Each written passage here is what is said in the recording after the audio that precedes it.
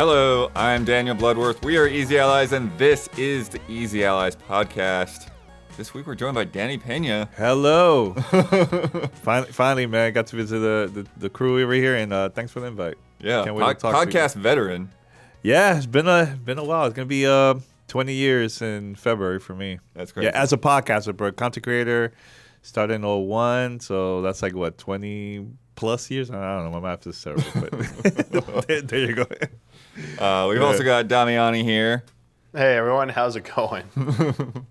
Making it all happen in the control room, Don Casanova. Hello, hello. As well as Gabby, making them tweets. And yes, Isla and Huber are at Gamescom, so they're on the floor. Must be nice. I've never been to Germany. Yeah. I heard stories that the event overall is pretty cool, like the setup. You know, they have like an area that's just for media and creators, and the other one is more for like the public. It's not like E3 because E3 is very chaotic. This one's very, very organized. So yeah, hopefully I could go there one day. It's the both. It's the chaotic and it's the organized part. Yeah. I mean, you decide which path you want to go. Because if you want to go from one of those public halls back to the business center, like sometimes they'll take you like 20 minutes just to like really? push through the crowd of people. Yeah. Okay. But yeah, 4 like E3 sized halls. Wow. And then the business center is like another 3 double-decker halls. I mean, you've been to E3. Do you prefer to like an E3 event over here, or you prefer like an event like Gamescom for you? Gamescom is the best setup in terms of that stuff, in terms of us like working it. Yeah. Because cool. because it's like the business center, like you don't have any of the noise. You got air conditioning. You know, there's plenty of like spots to like stop and grab some food and all of that. Mm-hmm. And then if you want the chaos and you want the big photo ops and everything, then you go down to the public halls. Interesting. Yeah, I really like the setup how they have with Summer Game Fest. I mean, for me, it's so much easier to talk to people, network, play some games, very calm, have a drink if you want on the side, you know. So, but when it's like very chaotic, man, it's tiring, man, walking around, and sometimes I lose my voice when I go to like an event like E3. So, yeah, I'd rather have a place very chill and relaxed than anything. So, Yeah. Yep. Best of both worlds over there. Yeah. And that's this whole episode is gonna be Gamescom. We're gonna talk about those opening night live highlights, things that stood out to all of us. And then Danny and I went to an event here in LA that Xbox put on, where we got to play some of the demos from Gamescom. Mm-hmm. And then we also this week is just all more Gamescom announcements that were not an opening night live. So I picked out some fun ones there. But first, let's get to know you a little bit. We talked about 20 plus years podcasting. Like, how in the heck did that start? Well, man, long story short, I started during the Sega Dreamcast days. Okay. So it was, I remember Phantasy Star Online came out, and I was like a huge fan of that game. Played with a lot of people from the PSO community. Shout out to PS-World. I believe they're still around, man. So, I started recording just a radio show, internet radio at that time, where I would because like that's what it was like when you was like podcasting. Like, the word podcast even exist at that point? It was internet radio. I mean, it was more of that streaming. There was no podcast app or anything like that. So was it like Live 365 or one of those? No, I used actually a website called mp3.com, which is I have a story to tell about that. But I started recording just a conversation with me and my friends. We'll talk about like our favorite quests. We'll review quests from PSO, tips and tricks and all that stuff. So sometimes I'll get like audio from people from Japan in Japanese, and I'll put it on the show and everything. But back then I didn't have the equipment, so I would record everything on cassette. And I also had a 56K modem, no broadband at the time, no no DSL. So it would take me forever to upload content, man. So that was during my first show, and then later that year, I found out that Xbox and Nintendo were gonna have an event in New York City. So I had created a show around that time called Game Voice. So again, I showed up to an event in, I think it was Xbox first. It was 2 months after 9/11. And I went there with my tape recorder, and I started recording people that were in line. And I went to Xbox, like, hey, can I, the staff handling the event, and I was like, hey, can I get a media badge? They were like, sure, no credentials, nothing. So I had that badge. I was going, the VIP area. I got to meet like the developers. I was super nervous. I got to meet the original creators of Xbox. Sat down with Jay Allard. Talked to the dev that worked on the first Halo game. That was my first interview at the event. And yeah, so I was there for 48 hours because they also had a competition. So I was trying to win a trip to Cancun. Didn't win. And after that, Xbox surprised us. I think it was like 1,000+ people that were there competing, but only 10 or 12 people stay there for 48 hours. So they took us to a room and they told us, hey, we're going to give you guys a free Xbox to take home. I was like, yo, what? A free console? And, I was in college at that time and everything. Yeah. So I was so surprised. And they sent me a couple games. It was Project Gotham Racing, first Halo game. But then the crazy part, it was like 2 weeks after that, I get a call from them. And they invited me to a launch event for the original Xbox. And it was at Times Square. Toys R Us doesn't exist anymore. So I go there, with the people that I met at the event, and they were like straight up, Danny, I want you to play Bill Gates. You're gonna play Fusion Frenzy. And I start playing the Fusion Frenzy in front of like all the major media outlets like ABC, CNN. Like all the big media were there.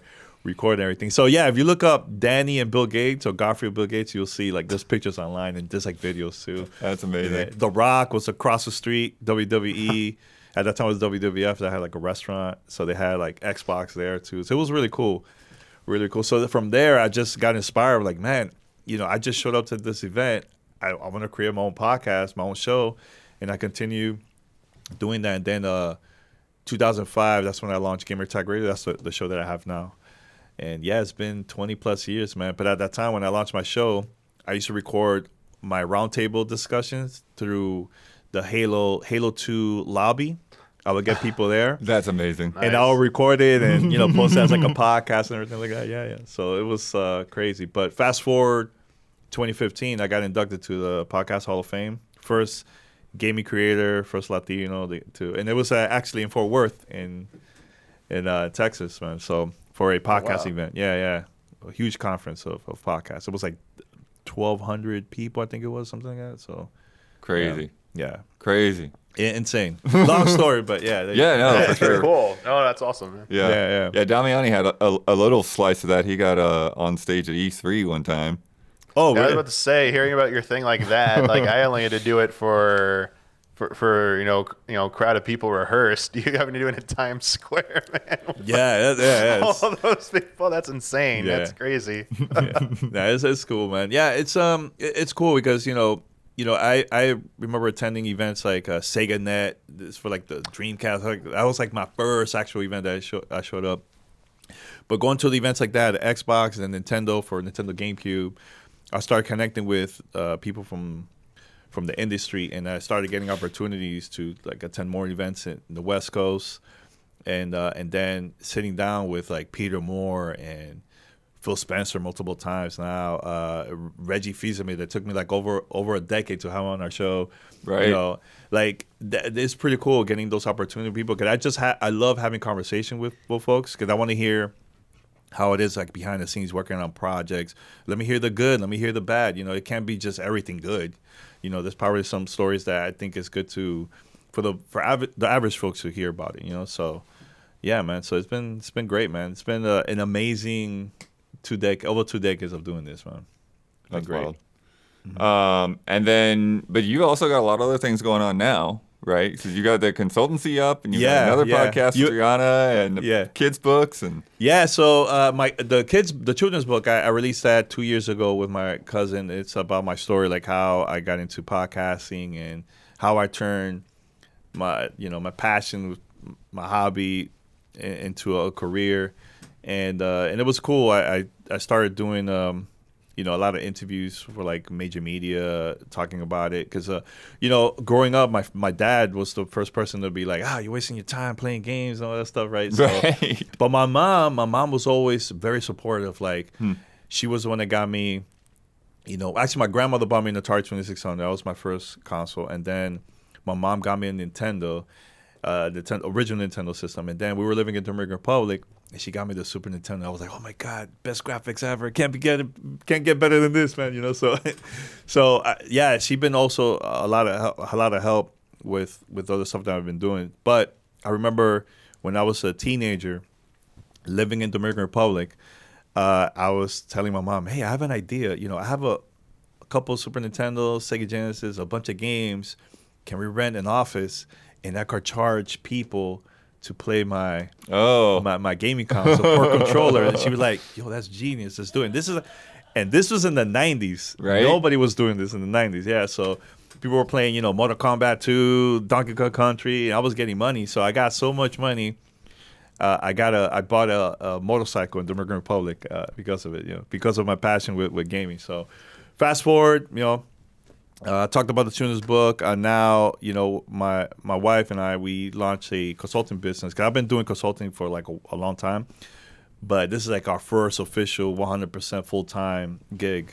So I've been working with a lot of clients. Stuff that we can't talk about just yet, but it's been great, man. Still doing that. Doing a lot of like speaking engagements and stuff. I've been going to like schools across the country, talking about like achieving your dreams, talking about like the industry and all that stuff, man. So it's been great. Nice. Been Nice. awesome. Mm-hmm. Good stuff. Good to hear. Yeah. Yeah. So let's talk about some Gamescom stuff. Let's do Opening it. night live. We got a few highlights here that I picked out, and that some of you guys stuck out to you as well. The first thing we got to start with is that Indiana Jones. Yes, man.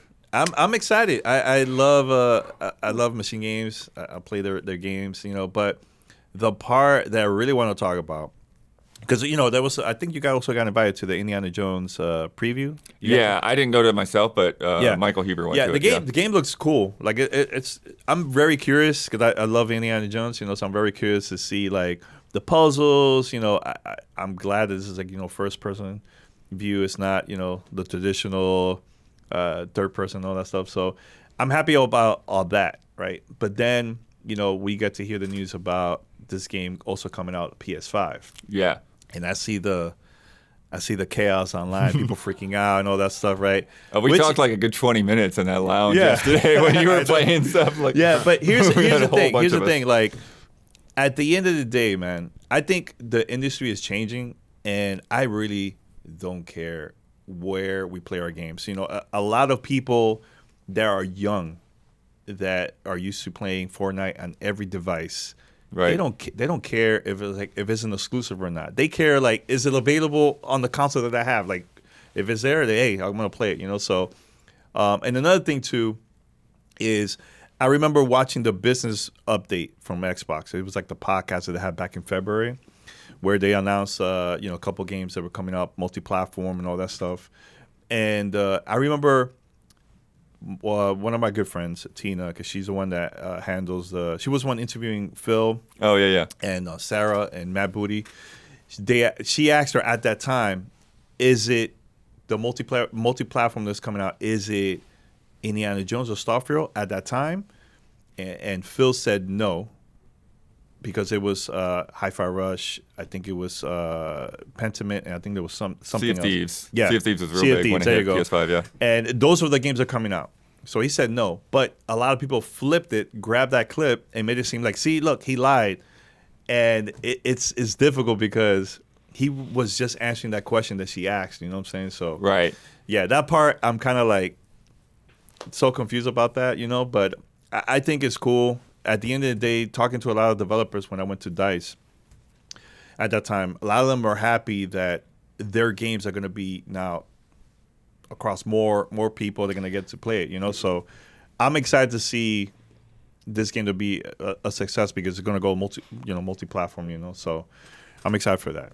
Yeah. So Damian, what are you thinking about that with that? Yeah, that's some good insight there. I mean, it also goes with the mantra that we need to be like rooting more for games to do well, especially with everything that's like been going on in the past like year and a half, 2 years. It's like, this is only like good news that Indiana Jones is coming like PS5 and other platforms, and that this might be happening with more games. Like, people should be caring so much about like console war fanboy stuff and caring more about the industry doing well and like healing. So that I understand why people would like take that little bite of that interview and try and like spin it around to be something like that because it gets attention. But at the same time, I feel like it's just, you're missing the bigger picture there. As for Indiana Jones, I'm really glad that it seems like everyone's going to get sorry. I didn't play what's the one everyone reveres? The Atlantis. What was it? Fate of Atlantis, something like that. Is that one good? But like getting another good Indiana Jones after so long, I trust the pedigree of Machine Games to make this, and it's first person. But that's the hang up for someone like me. This is just a personal thing for me. I'm a little bummed that I'm not gonna get to play a third person adventure as Indiana Jones. I understand the developer's rationale for it, that they want you to be indie, they want you to feel the weight of that whip, the punches, and I'm sure that'll go over well, but I just don't really gravitate towards first person in general. I'll still give it a try, and I do see like they do have some third person segments in there for like some traversal portions. But man, I think I would just be a little bit more excited on a personal level if it was just like this nice, complete third-person adventure. And I still am rooting for it though to do well, and I think it'll end up being a pretty good game. Yeah, I think my main thing with the PS5 thing is just it just feels like they didn't have a really good plan for like how they revealed that information, like the timing of it. It just feels because to me, because we just had a thing going around with our on our Twitter, because when they revealed the game earlier this year, and it was everyone thought of it as an Xbox exclusive. Mm-hmm. I wasn't even sure when they revealed that during the Xbox showcase. Is like, okay, well, they're not going to say in the Xbox showcase if it is on PS5. So let me see when I get the Bethesda press release whether it says anything about PlayStation or not. Because sometimes companies will do that. Yeah, because they will do that. Yeah. Just stay quiet. This game was signed, and Bethesda and Machine Games were working on it before Xbox purchased them. Mm-hmm. So it's like, and they've had the other games like that where it's like, okay, this thing was in the works. The PlayStation version was already going. It's still going to release on PlayStation. And so it's strange to be like, okay, we didn't think that it was only going to be on Xbox before, but then you put us in a place where we thought it would only be on Xbox, and then 6 months later, now it's also going to be on PlayStation. Yeah. So, like, if you had just said it was going to be on PlayStation at the beginning of the year, like, I don't know if it would have been, like, so much weird back and forth. There still would have been some of it. Look what's going to happen. 5-10 years from now, we're gonna be talking about, remember when Xbox started doing multi-platform? Like it's like right now it's just weird because we're so used to the exclusive. But I always mention to people, think of it as like in the streaming service, you have Max, right? You have The Sopranos available there, right? All the seasons. But wait, Max wants to get new subscribers, but let's put maybe season 1 and season 2 on Amazon Prime Video. Maybe that will, inspire or get people hyped to subscribe to our service, so if they could get the full, the full content, the full story of The Sopranos. That's how I see what Xbox is trying to do. Because I feel like if you're doing the same formula and you're doing like the exclusive and it's not working, and right now gaming is not like developing a game is not cheap. It is expensive, especially like you were saying earlier, seeing a lot of people getting laid off and losing their jobs because there's no money, there's no budget. So I prefer to see something like this, that I see more money coming in, that's going to help the studio. It's like Sea of Thieves got released on PlayStation 5 and it sold over a million copies already. Yeah. Like that's great. That's great for Rare, and it's great for people that are still playing that game, but there's not a lot of activity there. Bringing a whole new crowd that's gonna make the game even more fun to play, So that's how I see it. I don't see this like a bad thing at all. Yeah. I mean, and again, to be clear, it's like I think it's fine and it's good for it to be on PlayStation. I just feel like the timing of like how the information is rolled out is what's really weird to me. And I agree with you. I think Xbox needs to do a better job. Ghostwire, like they bought Bethesda, and like Ghostwire was already going to be a PlayStation game and all that. Mm-hmm. Yeah, I think Xbox needs to do a better job with communications. Like I think sometimes they're too open. Right. It's bad, but But sometimes if you keep everything quiet, it's bad too. It's like, I don't know. They just need to do a better job at communicating with the consumers. But here's the thing: the average people that just buy games, they don't check out my show. They don't listen to your show. They don't go to IGN. They just go to the store of whatever console they have, and they just buy it and play it. They don't care about console war, none of that stuff. That's the majority. I feel like the stuff we see is a very small percentage of people that on social media complaining about all this stuff, man. You know, at the end of the day, games is all about having fun, man. It's not about this, you know, piece of plastic, which is your favorite. It's not Bloods and Cribs and all that stuff. You know what I'm saying? Gotta have fun with this, man. You know. So, but I, honestly, I'm excited for Indiana Jones, man. I'm excited to see like the difficulty, you know, with because I heard you can't just run. You have to like take your time. Stealth-wise, right? A little bit more stealthy approach. Yeah. Maybe not even necessarily like take down everybody, just try to figure out how to get by them. But it reminds me kind of like Mirror's Edge, kind of like that first person, right? It's kind of reminding me of that, yeah. So I'm excited. Yeah, for sure. Next up, huge, crazy thing, which it's wild for this to be the highlight of the show because it's not even a video game. Secret Level. Whoa, oh, yeah. I'm hyped for this, man. Yeah. I was like, wait, they're announcing a game? But like, what is this? Because, you know, what's his name that was on stage? He got really emotional because they've been working on this project for a while. So I was like, oh, man, you know. But once I got to hear that it's going to be a series, yo, this looks tight, man. So I know you want to explain the... Yeah, so basically, this is Blur Studios, who have been like legendary trailer house for like 20 years or however long. You know, like the Old Republic trailers and all that stuff. Like pretty much any one of those old trailers that you went to GT to see and you were blown away by this crazy CG was probably a Blur trailer.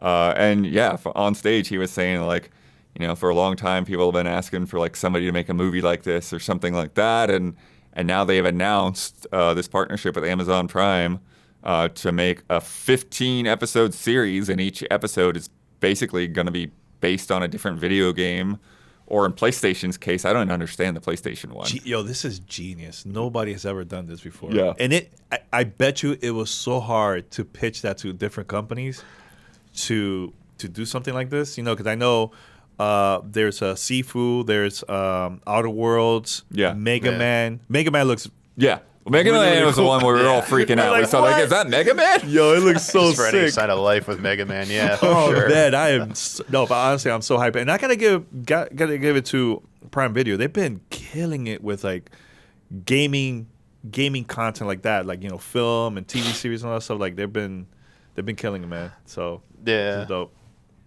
I think because of their pedigree, I mean, doing Love, Death, and Robots, I mean, they have that to show when they were like pitching around. But right now, like, I feel like video game property is like one of the hottest things for just Hollywood for movies and TVs. Yeah. Seeing the credible, I mean, Mario animated film knocks it out of the park, one of the best, you know, performing animated films of all time. I mean, you have all these series, like Netflix is going nuts with them, and most of them are doing really well. We have like Arcane, we have the Castlevania series. I mean, The Sonic movies. Sonic movies Sonic are doing movies. well. It's a reverse. It's this weird like flip of the script of like 15, 20 years ago when all video game movies just didn't do well, except for like the first Mortal Kombat film that like was an anomaly at the time. So this is, I think a lot of people want to get into this. Even seeing like Nintendo themselves talking about how like we're creating our studio, we're like focusing on expanding our IPs beyond video games into like a media franchise. This is, I think, something that companies might want to like bank on a little bit more, like their stronger known IPs. Obviously, as you said, it costs a lot to make a game. Games take a lot of time. How can we make more money off of this that isn't just like merch and stuff like t-shirts and figures? How do we make this into a big media IP? And that's difficult to do, creating it from scratch. So relying on these proven things, even though some of these are like based off indie games, it could still like explode into something much bigger. Like seeing Spelunky on there, it's like that already is immensely successful, but it could be bigger if this like takes off. But also this could just be, you know, just a fun one and done. It's like what ifs. I imagine this is gonna be like fun what if videos Yeah. where it's like Yep. nothing canonical, nothing like that. It's just like we're gonna give you, because one of them is like literally shot of Kratos in like a modern city, and it's Right. like, okay, they're gonna do some crazy stuff here, and I can't wait to see that. And this is where you can have fun with stuff like that. And I think it's just another way to keep these properties and just video games at the forefront of more casual, everyday people, like normalizing it that like, oh, and they might even not know it comes from a video game and they still enjoy it. And maybe they go down that rabbit hole then. This might be a gateway for some people as well. It has so much possibility.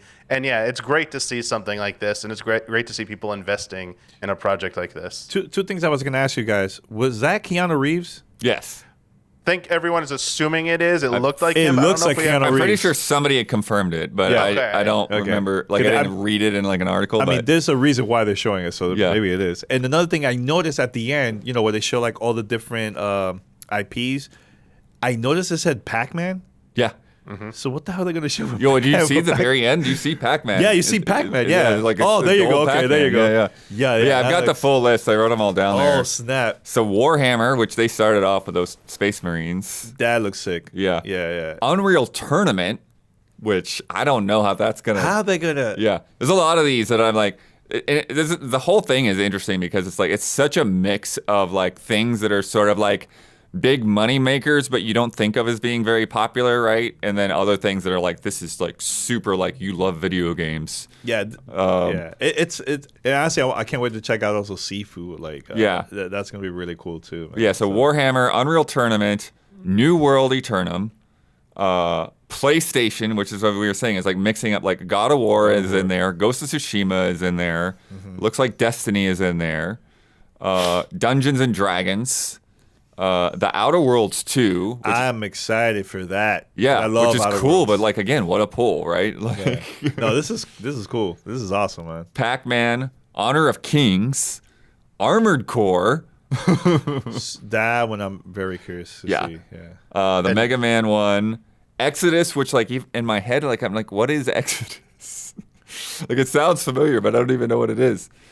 So everybody's excited more for Mega Man, right? Out of Oh all yeah, the- yeah. Oh, And Sifu. Sifu, yeah. Spelunky is in there. There's like 2 very quick shots that I saw. Crossfire, the shooter, and then Concord.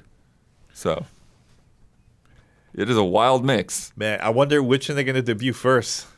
right? They gotta start really strong, man. Well, if it's on Amazon. Sorry, right? Well, But I think they all drop at once. Maybe. You know what? I just realized. So, Fallout, they released all the episodes at the same time, day one, and the reason typically when they do that is because they want to show people the numbers, it's top of the charts because it's really hard to beat Netflix. But then now people love that content, so when they have season 2, people are gonna come back, and now they're gonna start releasing it weekly episodes instead of having everything. I think they did that with The Boys. Okay. First season, they released everything, and then season 2, weekly episodes. Yeah, I think they do that. Yeah, they drop like the first 2 episodes maybe, but yeah, they drip feed it to you. This type of series, I do feel like they definitely would probably drop this all at once. Be kind of weird because they're supposed to be shorts, I believe. So that'd be if it's anything like Def 11 Robots, it'll definitely I don't know if you just want to watch like a 10-minute or 15-minute thing and then like that's it. It's like, oh, I gotta wait a week to come back to watch another one. Although I think some of these might be like, I think the Mega Man one they could probably drop standalone because maybe people will be like excited. But then again, I think they're just gonna drop it all at once. I think you're right. It'll just be a big dump. Everyone will watch it and then like we'll see where it goes from there. Maybe they will drip feed it going forword. Wait, so is that a confirmation it's just shorts, or is it actually like episodes? Like what if? I'm assuming it is because that would be. Amazon has a huge budget, and they're not cheap, so it's like their studio's not cheap. So I'm like, are they really going to be paying for like how long? It's like I don't know. I feel like the nature of them lends themselves to maybe be shorts, but I don't think they've said anything. I'm just running on the curious how assumption. long they'll be. Yeah. I could be completely wrong, man. Okay. They could be doing they could be hour-longs in the end. Hey, It's you like- never know. It could be an hour. Hey, give us a content. Yeah. Closing the show was Mafia: The Old Country. I am so curious about that, man. Yeah. Very curious because I really enjoy the older Mafia games, but this one taking it way back to the old days. Because I remember I think it was Mafia 2 was also like the old school era of like the Mafia, but this one looks very interesting, man. So I think this is also 2025, right? Yeah. Because So 2K has a couple big games coming that year. So 1900s Sicily, Mafia origin story. Still at Hangar 13, who's done the last few things. They did specify there's going to be a voice acting option for Sicilian. So that's pretty cool. You can listen to it in Sicilian. Learn some Italian. And then they Sicilian. said launching in 2025 during Take-Two's fiscal year 2026. So make sure the investors know when that money's going to hit. And we're going to get more details in December. So that's probably going to be a Game Awards poll there. Yeah, I think so too.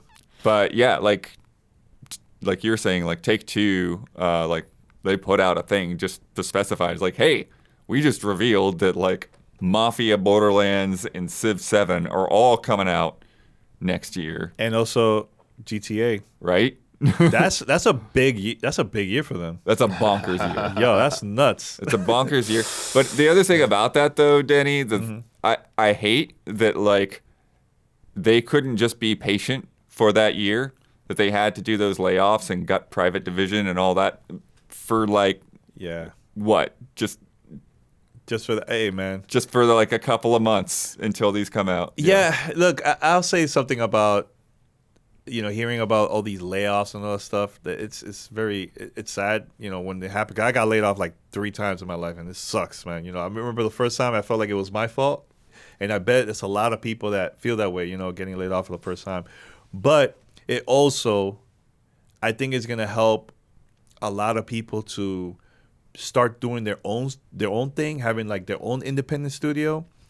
And I think we might see a lot of people that are just gonna have their own game, their own IP, that maybe they're gonna work with bigger publishers because of that, So I see this as like more of like a change in our industry that I think we definitely need it, man. So I hope good stuff comes out of this, man.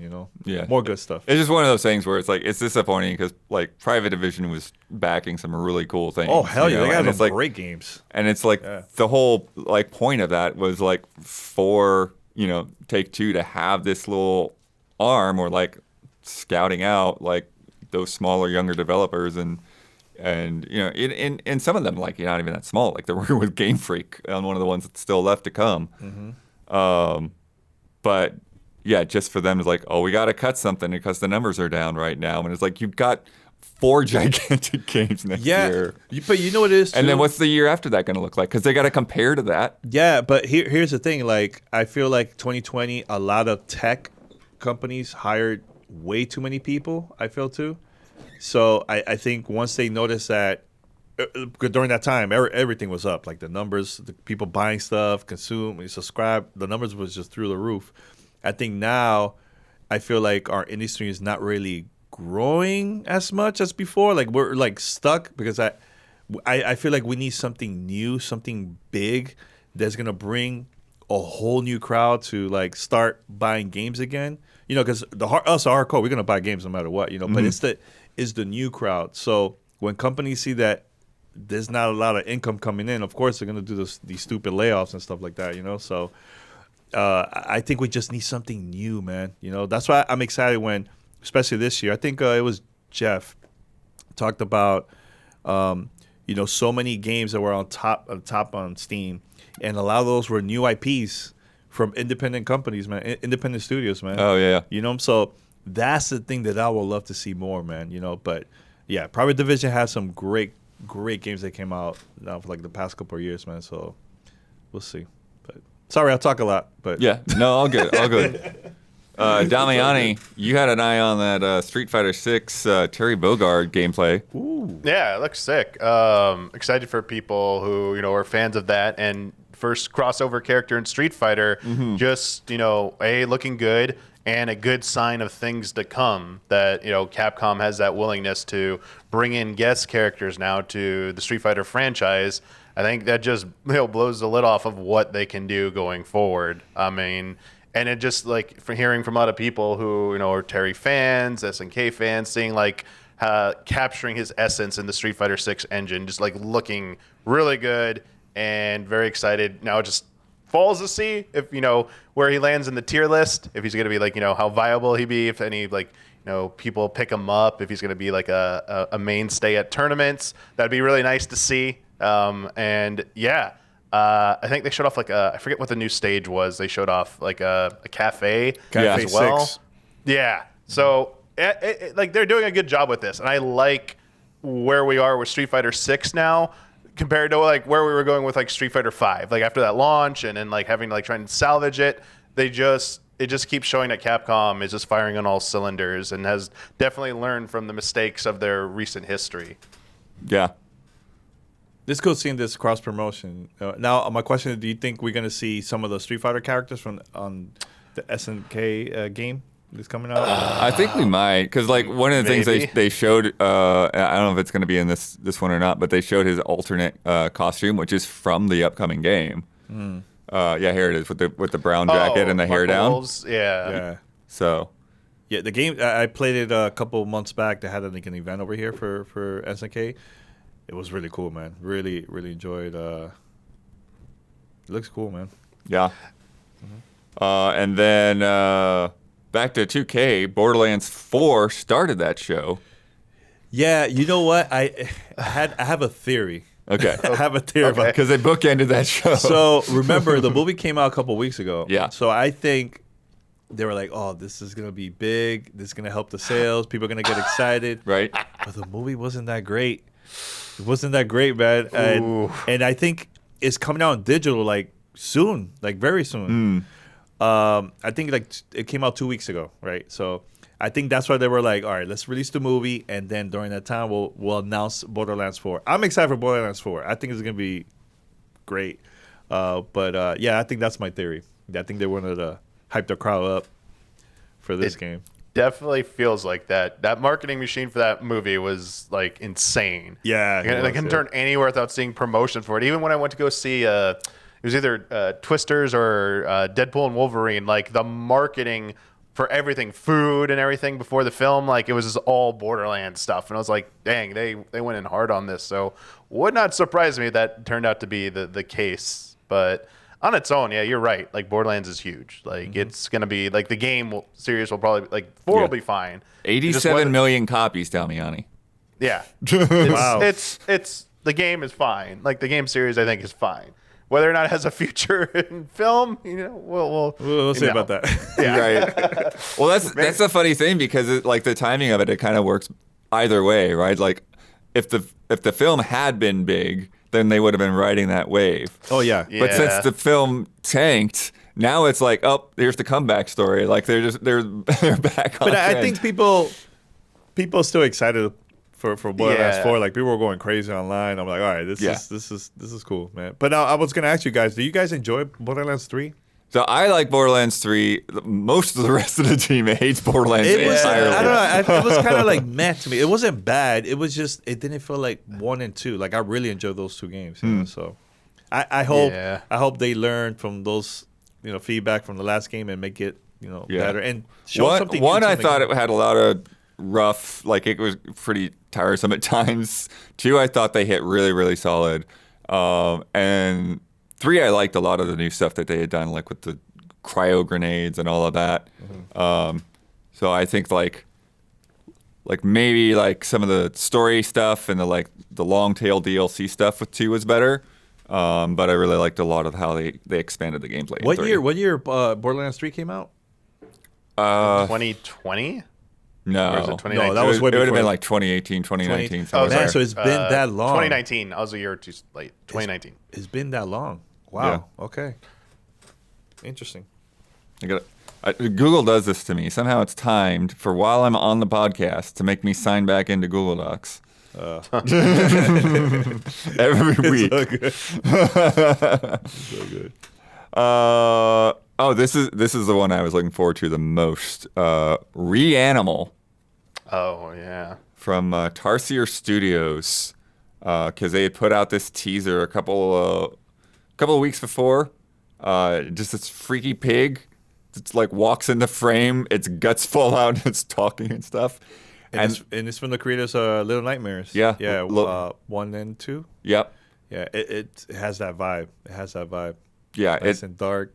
Real creepy, just freakos in the background crawling around, and then this like the sheep or whatever they got in this too, and then just this sense of scale, like you see like those just huge wide shots of like the cliffs and the boat and all of that, and once things start chasing you, it gets intense. it gets crazy. Yeah, you know what I like about these games, especially now, I'm a dad, so like I don't have a lot of time to play long games. Right. But games like this is not that Yeah. long. I could, maybe it'll take me like a couple of nights to finish it. Like I'm very excited to try this out, man. And again, I love Little Nightmares 1 and 2, so definitely want to check this out. Yeah, just such a great mood and atmosphere. And then when we get to the gameplay section, we got Little Nightmares 3 to talk about as well. Ooh, yeah. The first Berserker Khazan. Damiani, I think this is on your list. Yeah, this wasn't the first time it's been announced, but just seeing it seeing this update, maybe, you know what, I'm just gonna call it the Ben Starr effect, Right. Because we heard that VO, we were like, wait, is that Ben Starr? And it's like that one line delivery is like, okay, that is 100% Ben Starr, and just seeing him in a role, I mean, a character that's kind of like similar as to Clive from Final Fantasy 16, but on its own merits here, it just feels, its aesthetic looks really awesome. I know like the hyper like violent like blood stuff, like I'm not usually into that, but like when it's hyper realistic, this is more of like, it's anime inspired, so it definitely has like that filter and that aesthetic going for it. And I'm more drawn to something like that when you go for like a really violent game. And then like the combat, it just looks really hard hitting, fast paced. It looks intense. And sorry, my cat is biting my leg right there. I was like trying to focus, but yeah, it just like spoke to me, and I felt like it looked really intriguing. And now knowing like Ben Starr is gonna be voicing the apparent lead character, it just adds a little bit more hype to it because I know what to expect. And honestly, looking forward to try it out. I know it has some like closed beta coming up, Right. like for technical tests in October. October 11th. Yep. Oh, really? Oh, wait. Oh, Yeah, wow. probably okay. not going to sign up for that. I'll probably wait for something a little bit more, like open beta where we can like play it and stream it so we could all check it out together. But yeah, I'll definitely give it a chance. I'll try it out when it has like an open beta demo or something like that. Damiani, I dig this spear. This is one of the highlights. Yeah, is the when he starts weapon in his spear types. hits. Yeah, it's not just like one weapon. Yeah, it like how, yeah. So is this just like more like a Devil May Cry, or it's a mix of that with a little bit of like Elder Ring? I'm not entirely sure. It feels more Devil May Cry-ish to me. Yeah, I would lean that way. I mean, and with like the name, like it's definitely going for like inspiration from Berserk, like manga. And it's like, it's definitely going for those tones. But I'll definitely give it a try, as I said. Yeah, I know nothing about the DNF franchise at all. You reminded me. Thank you. Yeah. Like I forgot it's from that. I'm not really into that at all. They didn't even touch the fighting game, but like the fact that they're still making games for this, like they're not. It's still they're still keeping at it. And that's another way to like keep fostering that franchise. Yeah. And then the other thing with the combat, the thing that I really like about it, like that the hits feel really strong. And I think it's because they have such like good stagger animations on those enemies. So it's like when you hit an enemy, like it feels like you hit an enemy. There's so many games where you start wailing on guys and it's like they just don't even seem to notice. Yeah, the sponges. Definitely several games like that. Tails games are very much like that. Doing flashy, cool combos, but the enemy's like not moving. It's like, yo, what? Yeah, I do hope that the developers take advantage of the DualSense controller so you can feel when you during combat. So awesome. We'll see. Yep. It's a moment. I'm not sure whether to call it a highlight or not, but Peter Molyneux came out to talk about his new game, Masters of Albion. What do you think of this? It looks interesting. It's just weird because I interviewed Peter way back for Fable, and this is during the time Fable 2, I think it was. this during that time, he was always like pushing it like, oh, it's the greatest RPG ever, you know. So he didn't hype it up that much because he was like, look, just check out our Right. trailer. So I'm thankful that he didn't hype it up, but it looks interesting. Like I really want to check it out. I think it has that vibe of like black and white, that game, you know. So, but I was very surprised seeing how it changed from like this, and then it goes to like third person view. Yeah. You of one of the Yeah, so it's like a characters and stuff, God game. So like you have the top down view, and you even have like a hand. A hand, yes, physically yes. that pumps out there. And they show this stuff where you're like cooking things, like making sandwiches and pies, and then later on it shows that like you can build a sword with a baguette and just like funny, goofy little things like that. But then you can also construct the houses and things in town out of different parts. You could throw them out too, like you pick them Yeah, up you and just throw grab them. the villagers and toss them around. No, it And- looks interesting. It and looks then you really can cool. just inhabit somebody because it has sort of like that like kind of like Kanutsigami or Cataclysmo, whereas like you have the town building in the day, and then at night the enemies come, and you got to fend them off. So it's kind of tower defense-ish in that way. See right there, that I like this part right here. That's- Yeah, yeah. just this dude with this big old club. Now I've been seeing that was the same character they were using. I wonder how the other ones look, you know, when you pick them too. So Yeah, because they only Yeah. use this person to control the whole time. and it does, it feels, kind of smaller budget right now, or at least very early. Yeah. Yeah. But the good thing is he did say that he got a lot of the devs from the old team that worked on like Right. Those games. So that's really cool. They're back. What about this as a weapon? Bread. The broadsword. Will you use that? But yeah, I think that's the thing. It's like there's a lot of back and forth talking about him just being there at all. But I don't think, like, at least in this case, it doesn't seem like he's over promising or anything. Yeah, It's just I'm not hype about it. I'm just curious. Like, I want to try it out. You know? Yeah. Damiani, Monster Hunter Wilds. yeah. Got a good Got new look a at that. good We're new gonna have look at some hands-on impressions coming from there. But when Isla and Heber get to record. But yeah, they showed this new area, the Scarlet Forest. They showed a big old Yeah. spider monster.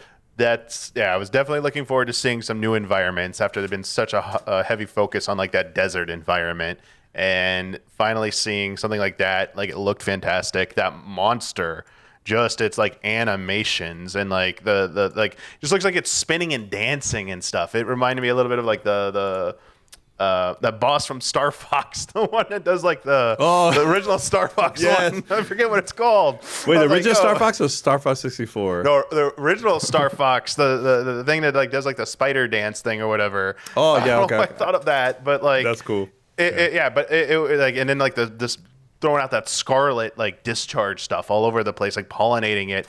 I mean, it felt like, man, that's gonna be like such a threat. And then like seeing it interact with the other monsters Yeah. while you're fighting it, like it's gonna, like, even in that type of environment, even with those unique animations, they're still trying to like push the envelope with like how it interacts with the environment, how it interacts with other living creatures and other monsters.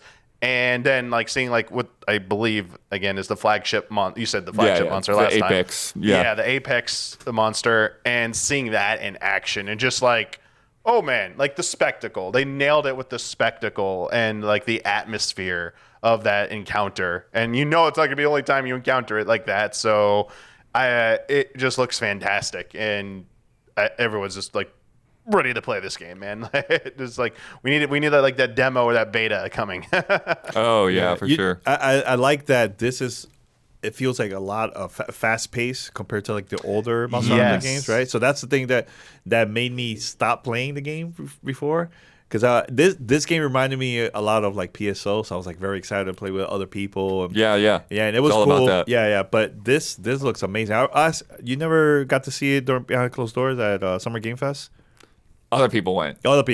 Yeah. The game looks really, really good, man. I definitely want to try this out. Now, I wonder if it's going to be cross-play, cross-progression. Yeah. Yeah, the cross-play, cross-save stuff, because they said they couldn't, remember, right? They couldn't do it for World, right? Right. But they said they'd look into it for going forward. So I think that's a big. I think Capcom has to deliver on that. They should be like they have to, man. Yeah, 'cause that would be awesome to play with other people. You know, to have it on all the platforms, man. So Yeah, they did talk about some other pretty cool things that they've got going on. So with that forest, they talked about it being dynamic, so that has like different seasons essentially. oh, that's cool. That's So really cool. Periods of plenty, inclemency, and fallow.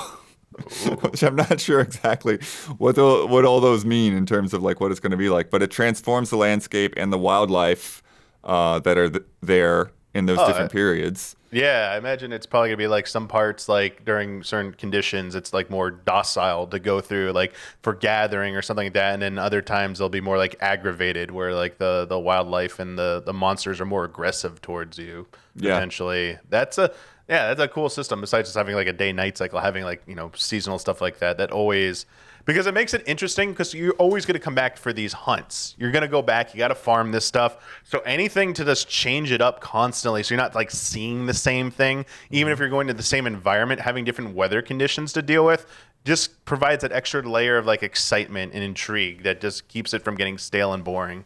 Yeah. So Red Sky coming in saying Wild supports cross-play, but Capcom says cross-save not possible. Okay. Wait, for this? That's the word on it. For this one, wow. Okay. Yeah, for Okay. Wild. Hey, it's better than nothing. So Right. A couple other interesting features. Oh, it's okay. Go ahead. The only thing I'm going to say is, like, I know it's coming out next year, but if it somehow comes out before Switch 2, and it comes to Switch 2, and Switch 2 is staggered again, like they stagger it on a platform like they did with PC with World, it's like, they can't do that. Like, it has to come out on everything day and date then. Like, they can't do that staggered crap. Otherwise, nah, I don't want to deal with that again. Yeah. But yeah, some other interesting features. So they're adding support hunters now. So like human NPCs that can fill out your group, whether you're playing solo or online. thank God. Yeah, and they talk about like they're like named characters that are part of the story too. So they say Olivia like has a big old hammer. Yeah. Can you change the difficulty of your companions?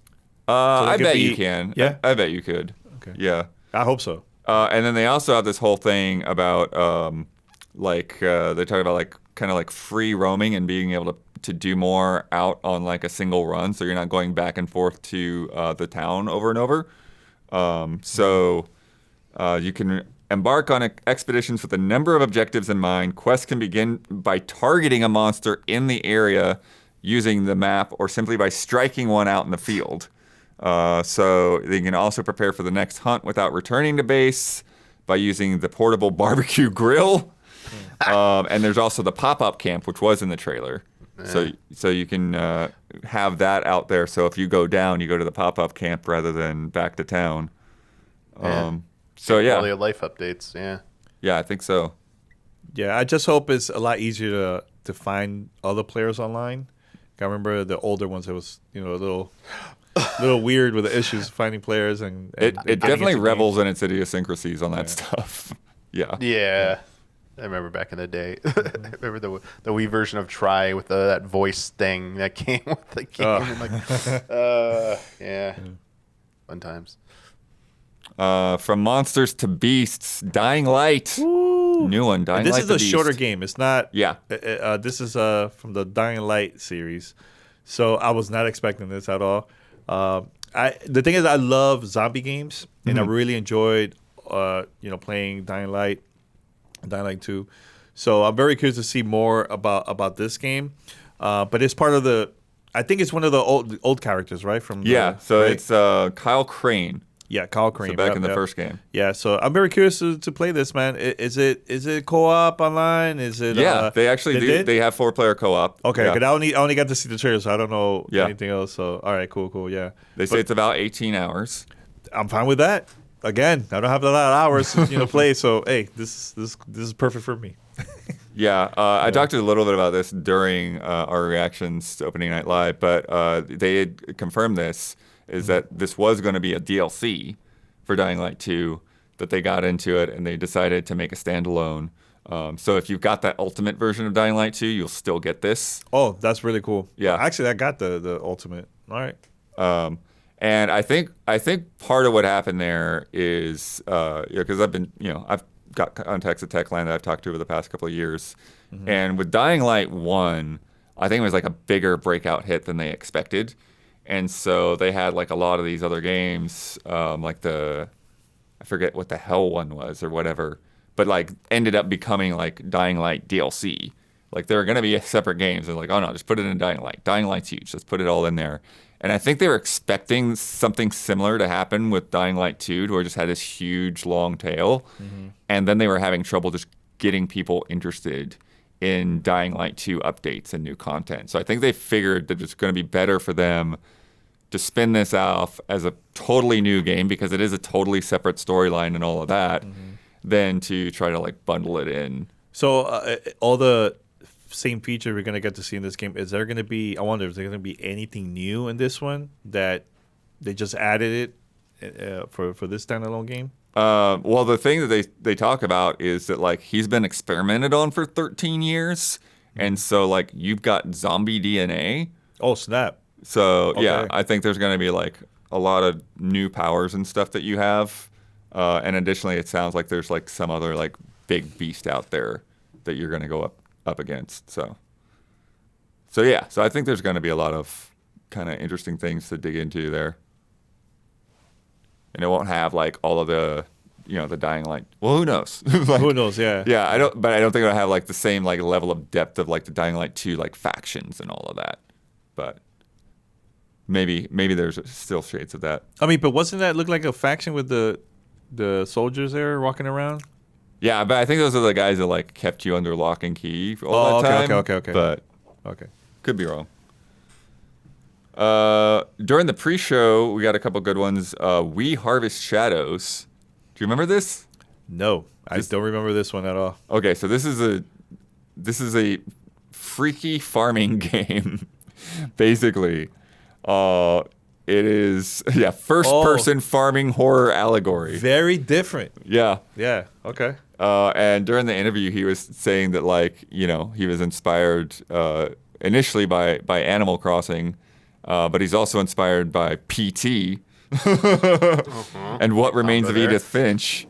And there's a lot in there, too, about, like, they were talking about mental health struggles and stuff, and just leaving the house as an item on your to-do list because, it's just sometimes it's hard to leave the house. Yeah, I think this is going to bring a lot of people that don't like horror games. Shout out to my wife, Rihanna. She doesn't like horror games at all. But I think maybe because of that, the style, she probably will play it, try it out, So, Yeah. Yeah, so they're saying that, like, you clean and organize your house to prevent hauntings and regain sanity. And then out on your farm, like, you optimize your farm to, like, just normal farm stuff. Get money, get vehicles, tools, upgrades. Is this single player or... Yeah. Can you I'm partner pretty with sure somebody this else? is a full-on single-player thing. Okay. Yeah. What was the name of the Blumhouse games? I know they have a game. It wasn't announced yet, but I think they did announce it during Summer Game Fest. They have something similar to this, but it looks like a traditional farming game, but it's a horror game too. Got it. Yeah. Yeah, I don't know for sure on that one because they rapid-fired a bunch of those. Yeah. But they talked about it during the Summer Game Fest. But it's not like this. This is way more advanced, It's like, so. Yeah, it's crazy because he's got guns and stuff at times, and also they have a demo. Oh, I'm gonna try it out. Yeah, the demo. Yeah, All we tried to play it the other day. How was it? Well, no, it was like right before we like unlocked. Oh, okay. So we didn't get to try it yet. Okay. Next up, full horror. Directive 8020, the next Dark Pictures game. I want to play that because I love their games, man. Yeah. I love one of the first games I played was it for PlayStation 4? So Until Dawn? Until Dawn. Yep. Amazing. And I think their remaster's coming out this year, right? So, yeah, I want to try it out, man. I really enjoy their games, man. It's I love that every time you play it or if you play with somebody else, it's always something different. Like the story is always changing, man. So, and it's scary. I love horror games, man, too. So, but it looks interesting. So, this actress, she was in Mandalorian. Oh, was she? Yeah. Okay. Yeah, I can't remember her name, but she was Yeah, part of it's the. Lashana Lynch. Yeah, she was part of. I think she's part of the dark side. I'm trying to remember exactly. But yeah, she eventually. Wait, was it a Mandalorian or was it a? The Oh, was credits it they listed Obi-Wan? her for was the Bob Marley movie. Yeah, and but the was it Woman Obi-Wan? King. Now I can't remember if it was Obi-Wan or Mandalorian. I can't remember. I think it was maybe Obi-Wan, the Obi-Wan series. But yeah, she's a pretty good actress, man. Yeah. Yeah. But that one is about it's in space, and it's about like a colony ship. They're leaving Earth to try to find like a new planet to be home, and then it crash lands on this planet, and there's an alien there that can like imitate people and stuff. So it's like the Thing in space. Yeah. Okay. Nice. So it has that vibe of like Aliens, Yeah. right? The Absolutely. Alien movie. And the last one I pulled for highlights, Batman Arkham Shadow, the VR Batman Arkham game. And I was skeptical about this before, but I'm like actually warming up to it. Like it feels like pretty legit Arkham systems for VR. Not for me, man. No? Not for me. It's not for me. Like I appreciate VR games and all that, but it's just like I want a traditional Batman game. Like I remember when this was announced at the Game Awards, people were like, yeah. So they said VR, MetaQuest, they were like, oh, the crowd was like kind of silent. Yeah. So I don't know. I don't know. Yeah. Are you guys gonna play it right away? Are you gonna try it out? You excited? I mean, I'm similar to you where I don't play a lot of VR games, so it's like the thing will be like, okay, can I figure out how to get my hands on a MetaQuest to play this? But because every once in a while there'll be something that's like, okay, that's like Half-Life, like I've gotta find a way to play it. Yeah. And like we've got the PSVR 2 here in our closet for whenever those pop up. But I don't know, I just feel like it's got a lot of the systems and stuff, right? It seems to pull a lot of things there. Do you know when this takes place in the story of Batman at all? Or? That I don't know. Because they haven't really been Like talking much Huber about for that, that. right? Yeah. I don't know where it would fit in. Because you would think it would have to be like beginning or middle of the trilogy. Man, I feel like I'll get motion sickness playing this because there's a lot of moments here that's really fast. Mm-hmm. There's a lot going on in this. I I mean, it like looks cool from the trailer, but actually playing it, I wonder how people are gonna feel with it. And I get it. I'm like feel the same way that I wish we just got another like traditional Batman game in the Arkham universe. Agreed. Especially after the misfire with Suicide Squad and Rocksteady there. It'd be nice to see them try again with that series with the actual Arkham entry. But I mean, who knows? Like, if this does well, maybe they're like, all right.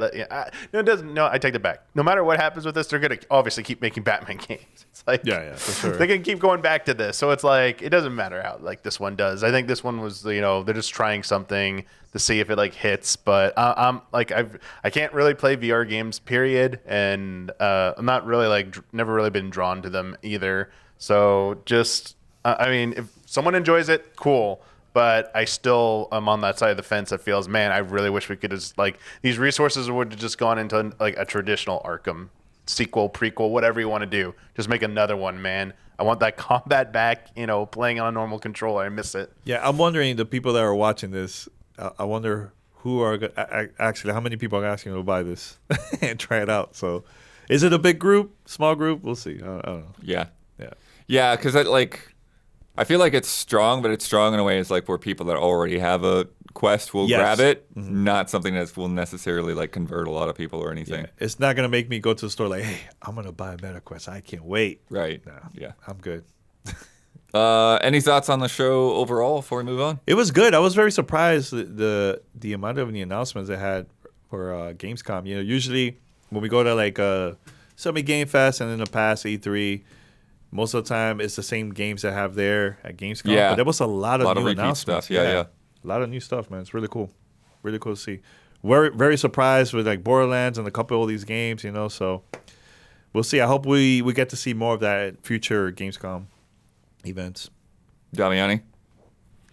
I had a few things. I don't want to be like too negative, but I thought it was like okay.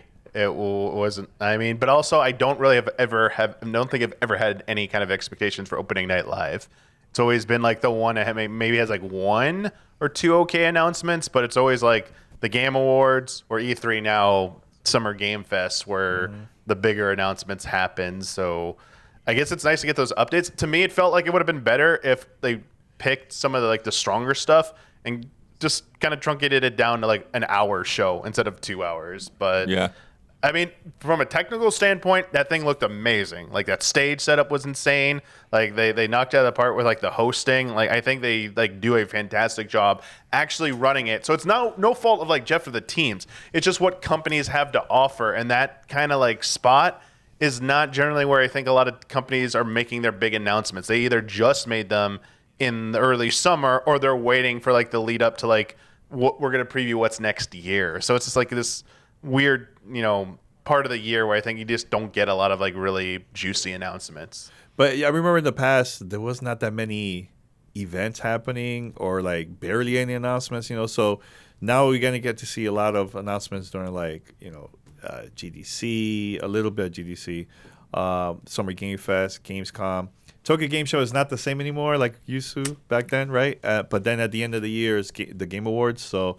Man, Jeff got that unlocked, man. He got it locked down, man, with all the like announcements and everything, man. But Yeah. I feel like, Well, that's the thing is like before opening night live, like Gamescom didn't have anything like this, right? Like the announcements were just sort of like just show up and blasts. that's it. Yeah. Press releases and trailers randomly online. They didn't That's it, have a thing that was like centralized for announcements like this. Yeah, that's why I appreciate it, man. Like, I mean, look, it's not easy to all those games. It's not easy to get it, from companies, man. Sometimes they're not ready to announce any games, So I gotta give it to Jeff, man, for making this happen, man. Yeah. We've got more to come, but if you've been enjoying the show so far, please take a second to like and subscribe. Ring that bell on YouTube. Leave a rating on podcast apps, whatever. Tell all your friends. It helps us, and it helps you stay connected. And now, a word from our sponsors. Selling a little or a lot, Shopify will help you do your thing, no matter how you cha-ching. Shopify is the global commerce platform that helps you sell at every stage of your business. From the launch your online shop stage to the first real-life store stage, all the way to the did we just hit 1 million orders stage? Shopify is there to help you grow. Whether you're selling scented soap or offering outdoor outfits, Shopify helps you sell everywhere. From their all-in-one e-commerce platform to their in-person POS system, wherever and whatever you're selling, Shopify has got you covered. Shopify helps you turn browsers into buyers with the internet's best converting checkout. 36% better on average compared to other leading commerce platforms. And sell more with less effort thanks to Shopify Magic, your AI-powered all-star. What I like about Shopify is that it'll go with you no matter where you go. Whether you're in LA doing a podcast, or you're in Cologne, Germany doing a con, or at a meetup at a bar at 11 p.m. in the evening, they're going to be with you to sell stuff. Shopify powers 10% of all e-commerce in the United States, and Shopify is the global force behind Allbirds, Rothy's, and Brooklinen, and millions of other entrepreneurs of every size across 175 countries. Plus, Shopify's award-winning help is there to support your success every step of the way. Because businesses that grow with Shopify. Sign up for a $1 per month trial period at shopify.com/allies, all lowercase. Go to shopify.com/allies now to grow your business no matter what stage you're in. Shopify.com/allies. And if you are a patron of Easy Allies, thank you. All right, Danny. Yesterday, we got to go to this cool little Xbox booth in LA. Yeah, we make believe we were in Germany, Yeah. in LA. Yeah. I mean, they even had the signage there with like the silhouette of Cologne. Yeah. By the way, I have to say something. Yeah. That screen was really hot. Oh yeah. Oh my God! I was got close? burning. They had a thing that says like "Don't touch the screen," but it was like around the corner. It was not. It wasn't this one. It was the back where the playing area, because it was a lot of PC stuff there. But it was that plus the screen. I was like, oh my God, it's so hot. So I will play a little bit, go outside, take a break, come in. Plus, there was a lot of people there too, you know, playing all these games, man. So, yeah, I had a great time. I think this is cool that Xbox had an event like this. They haven't done an event like this locally, like an event like Gamescom or something like that, since like maybe 2016. Because I used to go to a lot of those events. They had a lot in New York City, and also like the Spring Showcase, and they'll have it in San Francisco or in LA. So it's been a while. So bringing this back and having, you know, creators and media just try all these games that is available in Germany at the same time. This is cool. I would love to see more of this from Xbox and from other companies too. Yeah, and then Don, you can go to the next photo here too. This is kind of what the main room looked like. Yeah, so just, you know, it's not huge at all. Just pretty small event space. It was great. We were talking. Everybody was just vibing, talking. Yeah. You know, they had right here. This is Aura, the RTS game. They had also the this game right here, the Funko Fusion. Yep. The back, that's like on the left side. I believe Atomfall is right in the middle between these two screens. Yeah. I can't remember which one was that on the right. Do you remember? That's Little Nightmares. Oh, so, Nightmares. So they had 2 stations for that. Mm-hmm. 2 stations for Metaphor. I think 3 for Aura. Mm-hmm. And then 2 for Atomfall, 2 for Winter Burrow. Avowed was somewhere else. That was like on the second floor. Avowed was upstairs. Yeah, they had a room there with 8 PCs. Yeah, 8 PCs. Yeah, I know people were asking, "Hey, was that captured?" No, Xbox, because I posted a video Obsidian. So there was no capture for that game, but there was a few from this photo.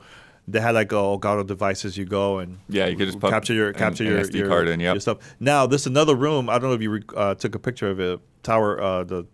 Towerborne. Yeah, I didn't get a photo. I just got these 2 photos. Yeah. So this was like in a totally different room there. So I believe there was 4 stations you could go and play. Yeah. So you could play 4-player, 2-player. Yeah, they had it basically the way we'll get to them too. But Towerborne was like they had you set up to co-op with a dev. Yes. So I partnered with Paris. Oh, great! So we were just playing, both of us. Yeah. Nice. I got to capture that. But let's get into those games though. Let's start talking with Avowed. Again, this was they had 8 stations, kind of longer. They actually had appointments for Avowed. The other ones didn't really. You just kind of walk up and play what you want. Mm-hmm. They gave us about an hour, and I'd say the demo takes about 30 to 40 minutes to get through. Depends what you do. Yeah, it depends on your choices. Yeah, because there was I finished it twice. I know there was other people that did it 3 times. Someone got through it 3 times. Yeah, because some of them made a mistake, and one of the choices they attacked someone that didn't even bother to give him the mission, and he killed them, and the demo ended right there. so it was like super quick. It all depends. Yeah, but I finished it twice. The first time they had different classes, and the first one that I played was a barbarian. Yeah, so that's barbarian's on screen right now. But now here's the thing: talking to Obsidian, you create. There is no classes. You create your own class in the game. So it's really more about the weapon. The weapon, yeah. So I tried out a barbarian, and then the second time I went back, I'm like, let me try out a mage. Mage was really, really fun. Now talking to Obsidian. Have you tried Mage at all? Yeah, so I did Ranger and then I did Mage. Okay. When I started, I was in the first group, and they're just kind of scaring everybody off. Like, Mage is harder. I didn't find it harder. I found it was easy. Now, there's another type of Mage that you could get in the game. I think there's a footage of that. I don't know if you got it from Xbox, but it's a Bloody Mage. So, okay. So that one is only available. They have that presentation in Germany. But that one, when you use your powers, and let's say you don't have no more, what was that? Essence, I think they called it. If you run of it, now when you use your power, use magic, it also takes away from your health. Okay. Yeah. Yeah, so this is the Blood Mage now. Yep, that's the one. Yeah, it looks like it. Mm-hmm. So yeah, you could. Yeah, because they're using a sword, and like when I had the mage, I only had a little wand. Mm-hmm. But yeah, so you've got your attacks are like the triggers. Left trigger and right trigger, and so you got your quick attack if you just push it, and then if you hold, you do like a power move, and then enemies have a stagger meter. Mm-hmm. So if you get the stagger meter down, then there's kind of like unique attacks. So like with the bow, they'll pull like 3 arrows and hit them with. Oh, when you hold it for a while. That's when you get the stagger attack. Oh, stagger attack. Okay. Yeah. Yeah, I know. Using mage, I know. when you press the L trigger, you have other options of like weapons you could use, and like you could turn into like a sword or like different weapons, but it's still considered magic, and you will have it for like a couple like maybe a minute or so, and then it will go away, and then we'll go back to like your wand in your book. Oh, okay. So, yeah. Yeah, since Mage was my second one, I didn't get as deep into the stuff there. The other thing that the Ranger had was a dual pistol setup. How was that? It was interesting because they're kind of like flintlock pistols, and Reload? so You have to reload? yeah. for So it? like if you shoot one, then it would have to reload, but then you'd have the one on the other hand. But those would be on each trigger, and that felt pretty good. And they had you set up with like a regular pistol, and then the one on the right was like a electrified, so you could do like all this. Just electrical damage and stuff like that. And then the other thing that the Ranger has was there was like you could cast an ability to do like a tangle to like put a enemy and hold an enemy in place. And then they also have a stealth ability too, so that you can kind of wander around unnoticed. But yeah, so a lot of times I was using the bow for kind of like sneaking up on guys, and I would switch over to the pistols. This thing here with the skeletons, though, it was a pain. I barely survived that skeleton fight. It took me a while. I used all my potions, and then I started throwing grenades, and then you also have electric grenade that you could use it, but nothing was really helping me. I'm like, I don't know what to do. Yeah. So the first time I escaped, I just left. Oh, okay. But I was using the barbarian at that time. But when I used mage, I killed them all. Yeah. So I think one of the things I noticed when I was doing the second run is that in some of these encounters, you'll have enemies that are casting buffs on the others, and so if you don't target the guy that's casting, then like you're basically just wasting your time fighting these guys because you're not doing a lot of damage while they're shielded. I didn't know that first time. I'm like, man, I feel like these enemies are like non-stop coming, like, and it was because of that. But then I figured out the second time I played it. So, but the gameplay is great. Like I had a great time. It reminded me of like old Obsidian games, especially playing a game like the Outer Worlds and stuff like that. Yeah, I really liked Outer Worlds. Yeah. So I had a great time, and also talking to, because we interviewed the dev team at the event. The video's up if you guys want to watch it or podcast. But great conversation. They got me even more excited about the things that you could do in the game. It's similar to like Outer Worlds. You're gonna have companions. You start getting to know them. You want to unlock new missions. Again, you're gonna see people around when you like walk and stuff, and you're gonna discover like new locations, new quests, based on your choices and stuff like that. So it reminds me a lot of like the Outer Worlds. And I also asked them like, the dialogue is it like even bigger than Outer Worlds, man? They were like, oh yeah, way bigger. So I'm like, damn, can't wait. Yeah, because the guy that you have on this side quest, his name's Kai. Kai, yep. Kai. And I had thought it was, and then I saw it confirmed today that it's the same voice actor that plays Garrus in Mass Effect. Oh snap! Really? I didn't know that. Yeah. Oh snap! That's cool. So I was like, as a listener, I was like, that guy. That's really cool. See, now one thing, this area we're watching right now. Mm-hmm. I feel like maybe it was the TV that I was playing. I feel like it was a little bit too dark. It was hard for me to see certain things, But, I think I missed this particular spot. Oh, I found this spot right here. Yeah, because this one you will find a team. Yeah, that's the thing. I didn't find the explorers that you were supposed to be looking for. Right there. Yeah, this bit I missed. Spoilers, sorry. Yeah, because it's the side quest is you're sent out to find this explorers that are searching for this relic, and then as you're going, you meet this guy, the gold face guy, who's like a. See, that's the character that one of the people that I know killed him first time he met. Oh yeah. And the demo ended. He wasn't there not even 10 minutes. Like it was just super quick. So that's possible to happen too. So depending on your choices. Now, we talked to the team yesterday, and one question that I really don't care about, but I've been seeing a lot of people bringing this up. Is it 30 FPS? Is it 60? I'm like, I don't really care about that for like consoles and stuff. It seemed pretty smooth when I was playing it. Yeah, but this is PC, so yeah, that's true. But they haven't confirmed anything. Because we went to an event for Redfall, and we all. Yup. Yeah, you were there too, right? I wasn't there, but I know. Yeah, it was. So 60 we all when played. you played it. Yeah, we all played. PC 60. But nobody talked about the console.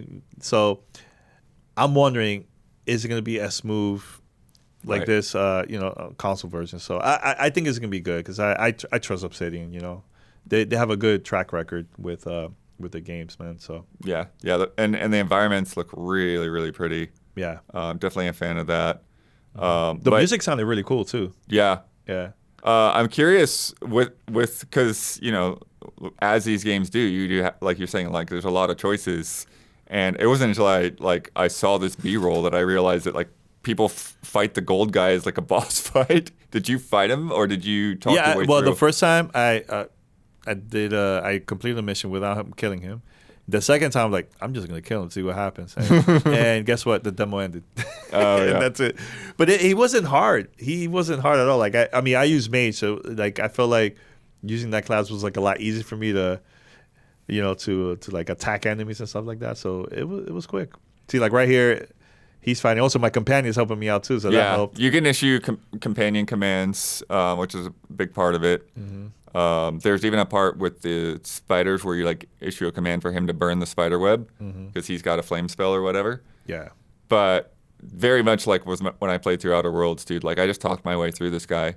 Because what he wants to do is so like he's lost connection to his god because the godlike are like people that have been touched by the gods, and that's why you've got like all the crap growing out of your head as your character. And there's like a bone splinter that somebody took off of the god's shin or something like that. And so he's built this golem for you to put the bone splinter into and try to like, I don't know, almost like reincarnate the god or something along those lines, or like draw him back to this world. And if you do it and you put the bone in there, it's like then nothing happens. And he's like, well, we need a soul. You want to give your soul up to the golem? I'm like, and so then you could like be like, sure, I'll do it, or like, no way, dude, or like, So- how about you use your soul? So here's my question. So Yeah. you never discover the team. I didn't discover the team, But yeah, he asked you that we need a soul. So when I discovered the team and I started talking to him, you called we him out. asked him like, "Hey, was that you that killed him?" Like he didn't really answer the question, and I'm like, you know what? Let me just. He was acting like he never even saw them. Yeah. When I talked to him, So that's the thing that I love about these type of games, that everybody's gonna have a different experience, a different story. So like I didn't know that you never discovered them. I thought that was like a mandatory thing that you have to find them in order to continue the quest. So that's Yeah. really cool to hear. yeah, Really cool to hear. and that's the thing too, where it's like I was using like intellect and perception checks and stuff like this to like call him out on some of his stuff because they had put those points into the character. And yeah, I basically, because he's been like trying to like reconnect to this god for like hundreds of years or something, and I basically like convinced him, is like, dude, you're wasting your time. Yep. You've tried thing after thing, it's not gonna work. Go do something better and help people. It's basically what I managed to get him to do. And then I see this footage of like everyone killing him like a boss fight. It's like, oh, Yeah. like, then you could do that. But see, you have a choice. You do what you want. Yeah. Yep. So Next up is Towerborne. I really enjoy this game. Yeah. It was really cool. Love the animation. You know what it reminded me of? And you tell me if I'm wrong or not, but it kind of reminded me of like Castle Crashers in a way, a little bit. Yeah, I was getting like beat 'em up feels. Yeah, like that type of vibe. Yeah, like I love that type of game. I love Streets of Rage, that type of thing. So that's the character that I use, the one that has the gloves. Yeah. So yeah, the I used the power- gloves and I used the hammer. Yeah, so the gloves, so the power that character has is you could start punching like the floor, and it will like hurt whoever is close, the enemies, whoever is close to the character. So it was really cool. Later in the game, also right here, you're gonna see enemies coming out from this. Yeah, they're like little spawn points. Yeah, the spawn points, and they're gonna continue coming. So you have to destroy it so you can stop. And then towards the end, there's like a boss battle. I think the demo that we played took maybe 10 minutes or so. Yeah, it was not that that's long. the boss. Big old pangolin Yeah, guy. that took us a while to beat. I was like, my God, this is hard. So, plus Paris was dying, I was dying a lot, so it was cool. I had an easier time with the hammer guy The hammer. What the special abilities? Yeah, so with the hammer guy, it was interesting because like the hammer also had like a shotgun blast that would come out with its combos. And then if you're looking at the footage, you can see like after like you get enough hits in, you like get these special attacks that you can do with the left trigger plus the action buttons, and the Y button special. You like launch up in the air and then like do like a fire blast down on them, and that was so you mean left trigger and Y? left trigger and Y. Yeah. Yeah, cause I see it right here the image, the video. You see left trigger X or left trigger Y. Yeah. What's the right trigger? The right trigger is like a ranged thing Range, that kind of okay. it's on a separate cooldown. Yeah. But yeah, and it's and this is just like a part of it. This is just like what going out and doing a level is like. Because there's a whole other base building thing. They were comparing it to like Diablo or Destiny or something like that. I know. Did you get to talk to them a bit more too about just the whole structure? Yeah, just we talked about like this is coming to early access first on PC, right? On Xbox. Yeah, a lot of people were talking about that. Yeah, we talked a little bit about that with them, and people were wondering why it's not on Xbox. So it's gonna come out first on PC, of course, early access. But by the time I think by giving the people feedback to the devs is going to make it better once it comes out on console. So I'm fine with that, So like not every, because I know there's been a couple of games that they have like early access for console. Yeah. But hey, look, if they're a small team, they're not a big team, so I get it why they're doing it this way, So.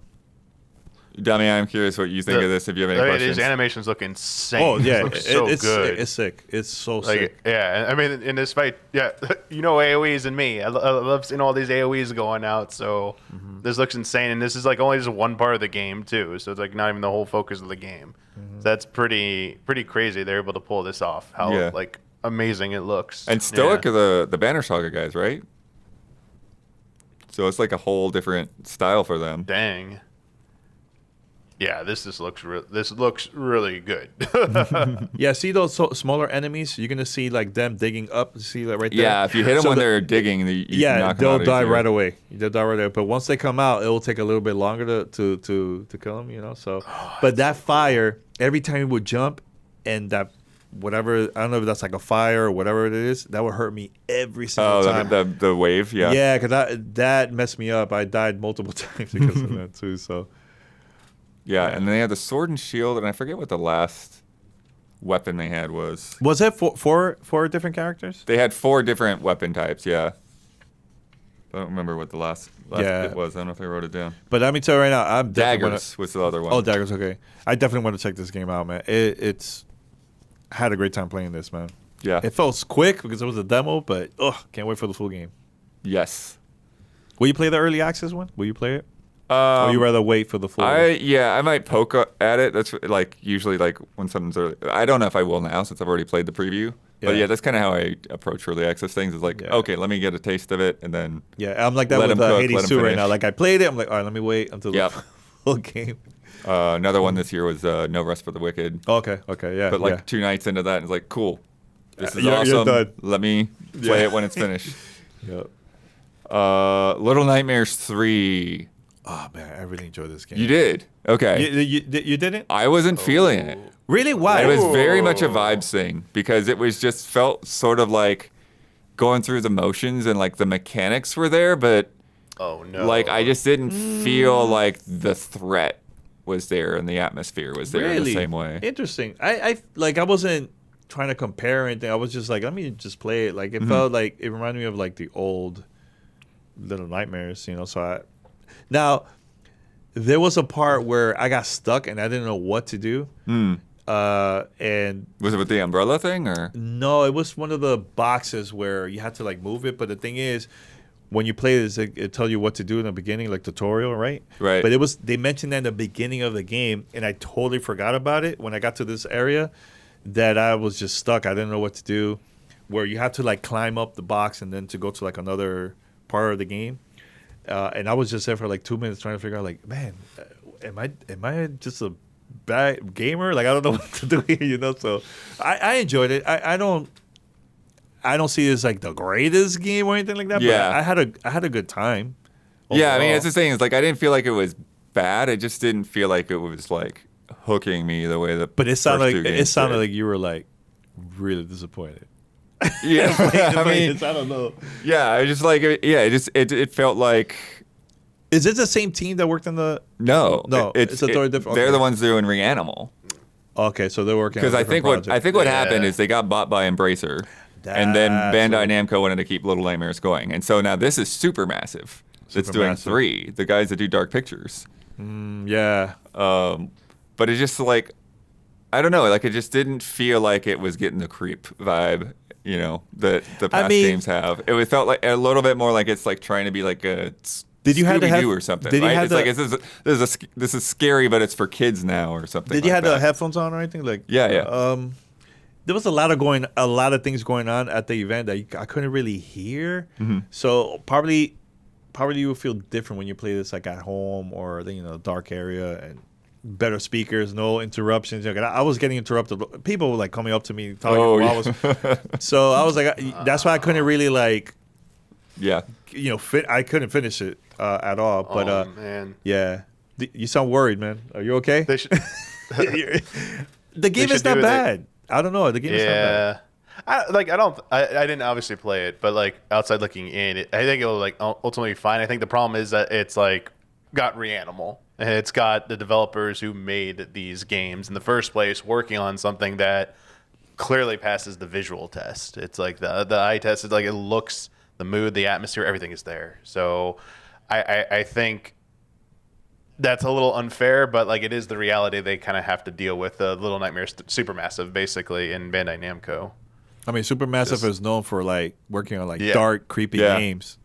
Yeah, so like that's the thing. Like I think it's that level of expectation and inheriting this series, but then you have the original development team who have already like put out a trailer that the vibes and everything were like right. Like all those set piece moments were there. Mm-hmm.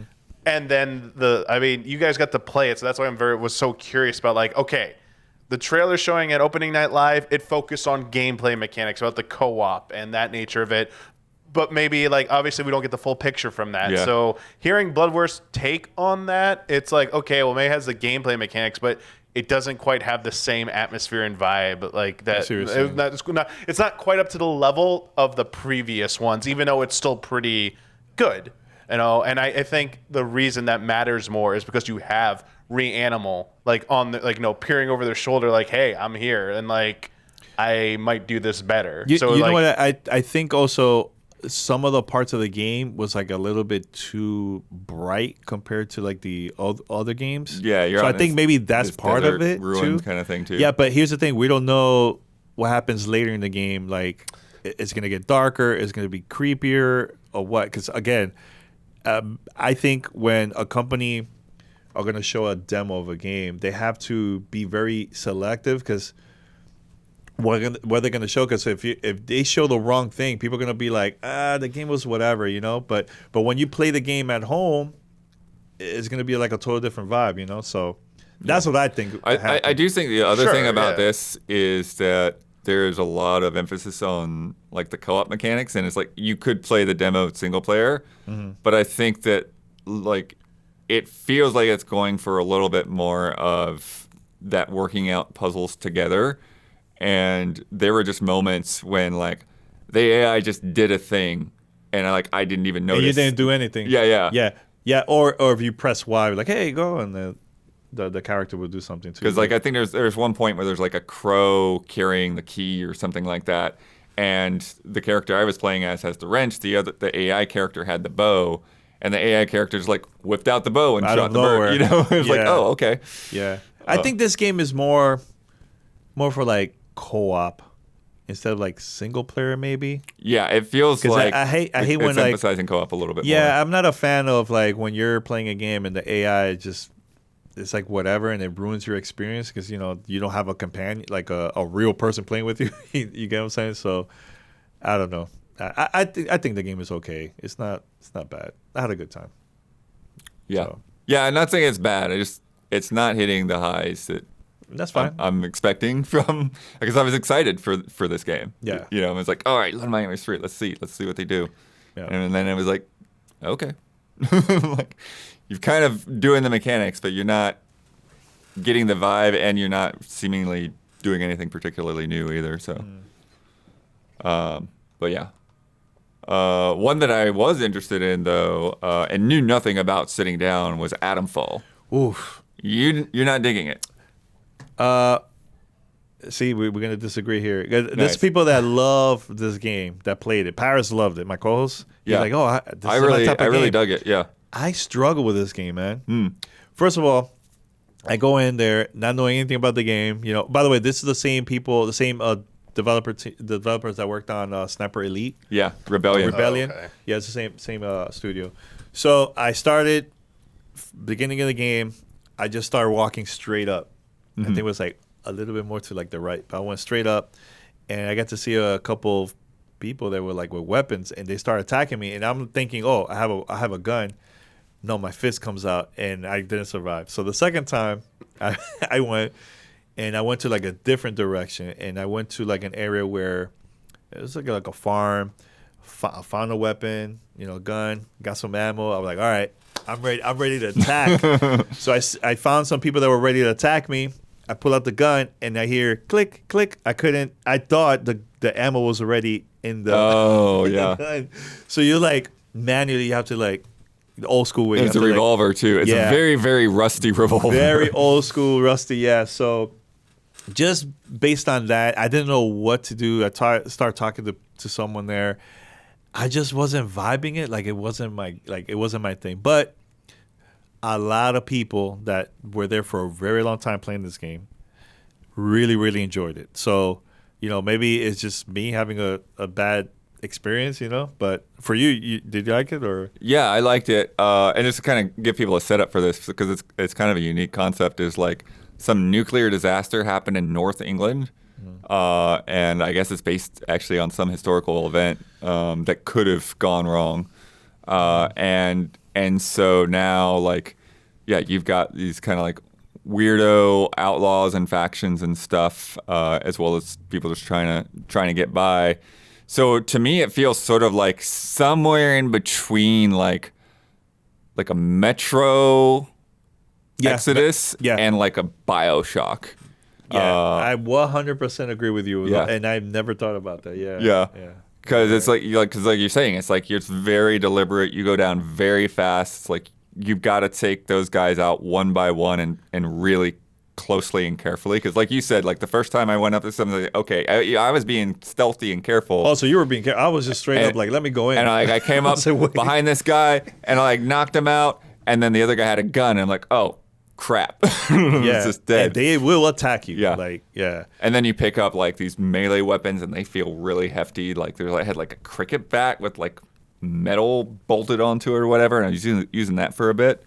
I was doing a lot of like crawling, ducking, like trying to like find some like areas I could go and find some weapons and stuff, man. So look, I'll give this game another chance. Maybe it was just a bad experience for me at the event, but And then we'll see. the funny thing though is like, did you play Thank Goodness You're Here? no. There's like a lot of similar accents. Oh, like that? So Okay. you like actually like I talked to like one guy there who had like a guitar or whatever, and it's so funny because it's like, you're in this region to where like talking to people, like there's a little bit of a humorous side to all the craziness going on. Mm-hmm. But I got down further in too, like where there was some space with like some other buildings and things like that, and I thought it was like, okay, I'll take this guy out and this guy out and that guy out, and then all of a sudden like dudes are running down from the hills, and I'm like, there are too many. Yeah, it looked big, the area though. Yeah. Right? Yeah, it looked like there was a lot of space to wander around in, even just in the little limited time we had, because I think we had like a timer. See, on the demo. that's the thing about that's something I forgot to mention earlier. There were certain games you needed more time to play. Like it was like I was gonna ask about that. yeah, it felt way too short. There was I can't remember. It was on right in the beginning when you go into the event. They had like that mouse. Oh, Winter Burrow? The Winter Burrow. Paris was telling me he needed more time to play that game. Like he felt it was just like too short for him. Yeah, they actually, when I played it, they did a thing with the controller where they turned off the timer. Oh, they did. Oh, So okay. I think they were trying to do that for people if they caught him in time. Oh, okay. But he felt like it was just too quick for him, you know. So like, you know, there's certain games like that one deals a lot with like crafting and stuff like that. So Yeah. the way how we got to see the trailer was like totally different, you know. So when you got to play, you're like, damn, that's it. It's super quick. So partly I felt the same way with this one with Atomfall, Yeah. where I just needed more time. I felt like there was people waiting for me, so I felt like I was being rushed. You know? Yeah, that'll do it too for sure. Yeah, Because yeah. when I was there, like there weren't a lot of people quite yet. Oh, so you got there early. See, Yeah, I'm a late bird. and there was but there was like for their demo because it's I think these are the same ones they have for the public in the booth. Like there was like literally a timer. It was like 5 minutes left. At Germany. At the event at I think these are the Gamescom. same Gamescom demos that Okay. we were playing. Yeah. But yeah, and then Is that this year? Is that 2025? Because I didn't ask. I think that's early next year. Early next year. Okay. Yeah, let's see if I've got that. It somewhere. looks ready. The game looks ready. Yeah, it actually looked. Well, I'd say there's some things like the water looked a little bit weird or whatever. But like overall, I was actually pretty impressed with like how like crisp and sharp it looks. Okay. Looks like March 2025. is when Okay. it comes out. I think that's a good time. You don't want to release something in the middle of all the chaos that's coming out later this year. You know. So Yeah. Release it far away from everything. But yeah, Winter Burrow you brought up. I did play through that whole demo since they turned the timer off for me. And this was is that? it is really cool. Like the visual style is great. Just looks like a kid's book kind of thing. And you're playing as this mouse who's like when they were young, their parents moved off to the city and worked in the coal mines. But was this a mouse and keyboard or a controller? I played with controller, but I think Okay. they had a mouse and keyboard there too. And yeah, it's just like a little crafting game. Like you go back to your childhood home and start fixing it up. And you had to go out on pretty limited runs to like pick up resources because you can even see it in the footage if you're watching the video. Like to see the ice around the edges of the screen. Oh yeah. You have like a warmth meter. There's like a green meter that's your energy, purple for food, and then orange for warmth. And so you go out there and like get a couple of items to like craft an axe, and then you can get a couple of more items. You could get little blades of grass to use to like knit sweaters together, so then you could stay out for longer. Similarly, you could make little snowshoes. Because he's freezing right now, right there. Yeah. he's really cold. And what's nice too is when you equip that stuff, like it actually shows up on you as well. So do you see Visually. that? Do you see that all like the whole screen when it gets cold and colder? Yeah. Like- look Yeah, at it that, comes yeah. further and further in. Oh, okay. Yeah. And then you fix your fireplace up. You have to fix the armchair up to be able to knit. And then you don't have a lot of storage at first. I think you have like room for like 8 packets of items or whatever. And what's nice too is you see like your little footprints in the snow, so you can kind of like work your way back to the house. There's a little stamina bar, so if you like push B, you'll move quicker. But also while you're moving quicker, you kind of get a wider field of view, so you can find where resources are. And then there are a couple of things out there. But then basically the thing that ended the demo is you get enough resources to repair a bridge that goes to your aunt's house. Oh, snap. Okay. And you go and you meet up with your aunt and kind of catch up and figure out what's been going on. And then where it goes from there, I don't know. But definitely one of those things where, like, it's all about the crafting and picking up resources and making the next thing and improving things. Is this game going to be available on Game Pass? It might be. I don't know if they've announced it. Because I think it is. I'm not 100% sure. So Let's see if it says on this. No, this isn't going to tell me. do you see can't yourself playing this at all, or? It's one of those things where it's like it's like in my head I feel like I don't know how to sell it because it's like I was definitely getting into the loop, but it also just like I feel like trying to say it out loud, it just sounds tedious. It's on Game Pass. It is on Game nice. Pass? Yeah. Early 2025. Yeah. Okay. Burrow has been confirmed as a day one addition to Xbox Game Pass. I mean, there's people that love this crafting stuff. Like, it's not for me at all, you know. But I can see this people playing this for sure. When it comes, I mean, the game doesn't look bad. It looks beautiful, like the art style and everything. Yeah. Yeah, it's just about getting into that rhythm. It's like, all right, go and get what you need, and just a little. I just don't have the loop. patience to be going back and forth and getting resources and like and craft. It's just too much for me. I don't know. Yep. I don't got the time. And then the other one that I played was, and I wasn't even going to play it because I don't care about these things at all. But Funko Fusion. Yeah. And it's basically Lego, but like Lego with guns, I guess. And there was like dinosaurs. I remember seeing that. Yeah. So they did the Jurassic World level, because that's the thing is like they've got He-Man and Shaun versus the Dead and like all kinds of stuff that is in this, but they were specifically for the demo they're showing Jurassic World, and yeah, you pick your little Funko guy if you can tell the difference between them. They had like 4 Jurassic World characters. I picked Claire, and then you've got like a stun gun that you could whack things with, and you had like a tranquilizer gun to shoot the dinos. But then there's like also mercenaries. Like sometimes there'd be like groups of dudes that you'd have to fight. Oh, okay. And there's a lot of stuff in the B-roll that I didn't see. They went deeper into that whole thing. Was this a co-op?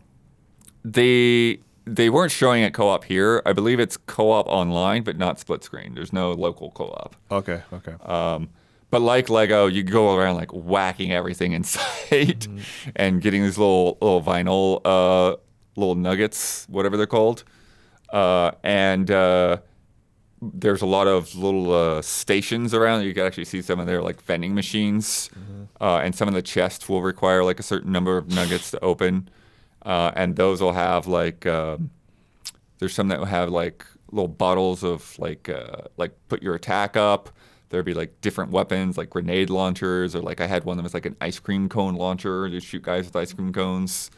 And the part that I did was like basically the objective was just to find like 5 Dilophosauruses, the spitter guys. Okay. And around yeah, area? just in kind of like one area. And you have to like find them all and then tranquilize them. I found 4 of them, and I was like going in circles trying to find the last one. You couldn't find the last one at all? Last one. Oh, no. But it did allow me to like see some other mechanics for like if you like whack the Jeeps like that, like you can then pick up the battery and then go charge it and use it in something else to open a door or something. And then I think I needed a key to get into like a last area, and I couldn't find the key. But yeah, I think this is the same kind of area, but just at night. I believe this game is coming in September. Am I wrong? I believe so. Yeah, I think somewhere there, September, October. Yeah, I think it's mid-September. I'm not quite sure, but I'm just wondering what a resident Jurassic Park expert, Don. Yeah, what does Don think about clearly this? playing this footage for us. What Don thinks about this? Well, everyone knows I'm a resident Jurassic Park World fan, big Jurassic World apologist. Look, the bizarre thing about this game is the world they've created here actually looks really nice, I think. Like the lighting and just the like building models, everything in the world I like. But the Funko Pop characters, I'm so against. I just can't get into these Funko Pop creatures, and the character design's real tough, you know what I mean? But this world looks appealing enough that I'd mess around with this game a little bit just to explore the look. I like the look of it. It's like it doesn't look too cartoony, but it does, it has this realistic look to it, but it also, everything feels kind of small and, miniature or something. I don't know. So, I'd try it out, I guess, if I got a chance, you know what I mean? I'll check it out, but never been a huge Funko fan. But I don't know. Who knows, Blood? I could be convinced there is something there on your. Yeah. So after we played the demo, they gave us a choice of Funko Pop to. Wait, they had a lot of different choices. Yeah, they had a bunch of them there. Okay. They had some like the Cylons were there. And they had He-Man there. It had actually got a couple of He-Man things. But then, I saw the Indominus Rex. And I'm like, all right, I got to get that for Dawn. It's good. It's a not bad Dominus looking Rex actually. But you know what? Like, there's not a lot of games where parents could play with their kids. You know, Yeah. I think Lego is like that and Nintendo games. Yeah. You know, so I'm okay with this. Like, That's why it's a little It's a bit of a great- bummer that it doesn't have local co-op. That you yeah. have to play See online. that? Yeah. I would love to see more games with local co-op, man. You know, not everybody wants to play online. You know, so Yeah. But yeah. It's a good call though. It's got the kids appeal a little bit on that game, but it's not quite as like, you know, just childish looking as a Lego game or whatever. So it's Yeah. like Yeah. something appealing about What the else is style there? of the game. that's out Megan? there. They have Megan in there? What? Hot Fuzz. You want to show the crowd at the back? I don't. Yeah, I don't think you it'll can show see up it. at all on Oh, the you can camera, see it, but yeah. A little bit, you can see a little bit. Yeah. It's wild. Get the whole collection. What a weird thing. It reminds me of like Lego Dimensions. I had no idea that game was going to be there. I saw it. But every time I tried to play it, again, there was a lot of people that took over the PlayStation. I did get the Play dates though. So PS5, Xbox Series X and S, PC on September 13th, Also, okay. and then Switch and PS4 in November 15th. So, gotta wait a little bit if you want that last gen. And then last one. This was not at the event. This is one they sent me earlier, but it was a Gamescom demo for Koira, which Don't Nod is publishing. Oh, nice. Okay. And because they've got their little publishing arm, and this is a neat little kind of cozy game, but there's also kind of spooky vibes. But like, it's got this interesting art style where like your characters are kind of like just silhouettes, and you're exploring this forest. But you basically find this this dog that's been caught in like a hunter's trap. And you hear it calling out to you. There he is. And you rescue the dog, and you kind of go on these adventures through the woods. And there's like a lot of like little, like, yeah, you can kind of see here like calling back and forth with these musical elements. And you have this, there's like these like old shrines and things like that where like you use the music to kind of like tame the dog and like let him know that you're friendly and stuff. And then the dog's nose, you can see that it's red, right? When you feed it fruit, it lights up like Rudolph, and it dispels like the darkness and stuff in the woods. That's cool. Oh, that's pretty cool. Different. And so yeah, here you Oh, there you can go. kind of the light. see. Now, the light, that lasts a long time, or that's like temporary? It seems to be like it goes out after like certain events or things that you do in the world. I'm not sure entirely if I know. I know one time that it went out. It got caught in a bear trap, and then I had to. But it feels like there's very set points where you find fruit to be able to feed it. So like the first time there was like a shrine that you had to like play the right notes for. And then it like regenerated an apple core into an edible apple. But then like, yeah, later on here, there's a place where you just find a tree where you could throw sticks for the dog to munch on until it got enough for its nose to light up again. It looks very interesting. Yeah. And then as you get like a little further in, you get to like this hilltop where you like see out across the lake and you see this house. And then it becomes clear. It's like, oh, that's the dog's house. And so it's like that's the journey is like to bring the dog home. But there's all these neat little interactions along the way, like little mini games and stuff. So you can actually see like that lookout tower there later on. You go up the lookout tower, and you're just looking at the clouds going by, and the dog will like kind of shout out like different things like the house or like an apple or whatever, and you like find the clouds that it's looking at to match. Yeah, here it is. So you're like looking at whatever it's like trying to identify, and then pick that cloud. So like this one's a bird, this one's a dog. You play this on PC? Yeah, this is a PC demo. Yeah. So Steam? Okay. Yeah. Oh, I wonder if... I think you could definitely play this on Steam Deck. Oh Like yeah, something this like would this. probably be a great Steam Deck Yeah. game. Yeah. There's another bit where you like did like hide and seek, and then there's a part too, because again, like with the musical elements, there's a part. Oh yeah, building a snowman together, And then there was a part with the birds where you had to like find the different birds for the different notes to like light up another statue. How long was the demo for you? I want to say I played it for like 30 minutes or so. That's a good enough time. Yeah. And then Don, go ahead and pop over to the end here.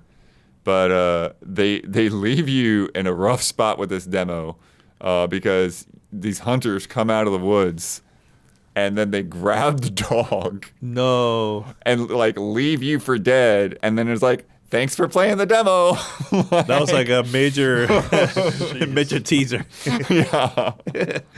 So Oh, no. Oh. not sure where it's all gonna go, but it's a neat little game there. Yeah, here we go. Like I'm just like, how do I get away? How do I get away?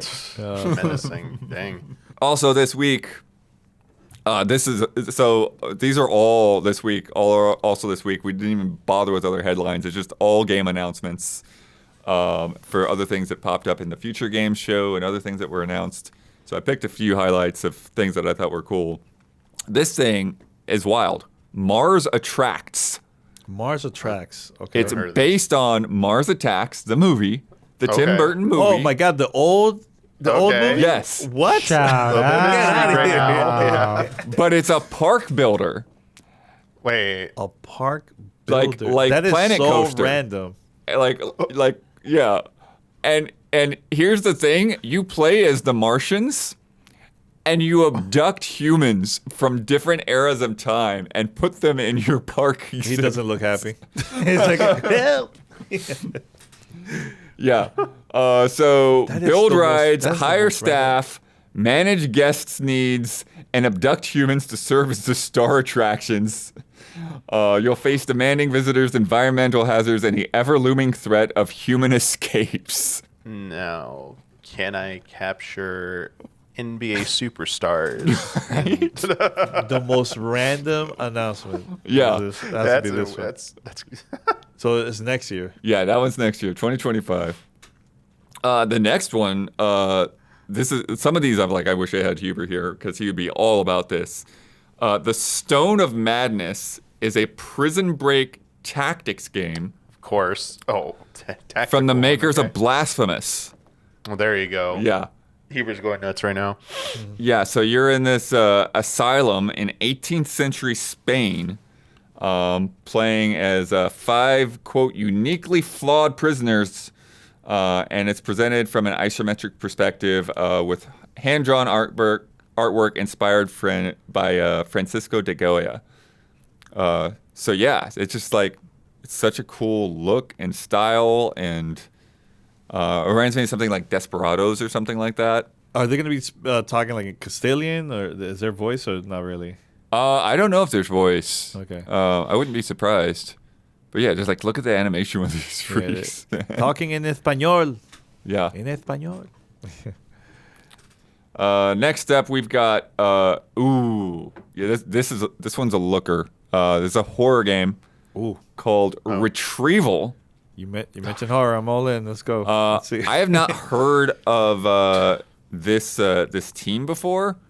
Wait, let's see. Don might have missed it. We got a lot of links up there. Is this like one of their first games? Of I the think studio, I or- think that they've worked on some other stuff before, but yeah, I think it might be their first game as a studio. But it's 333 Studios, and they're using some other new ray tracing tech going on here.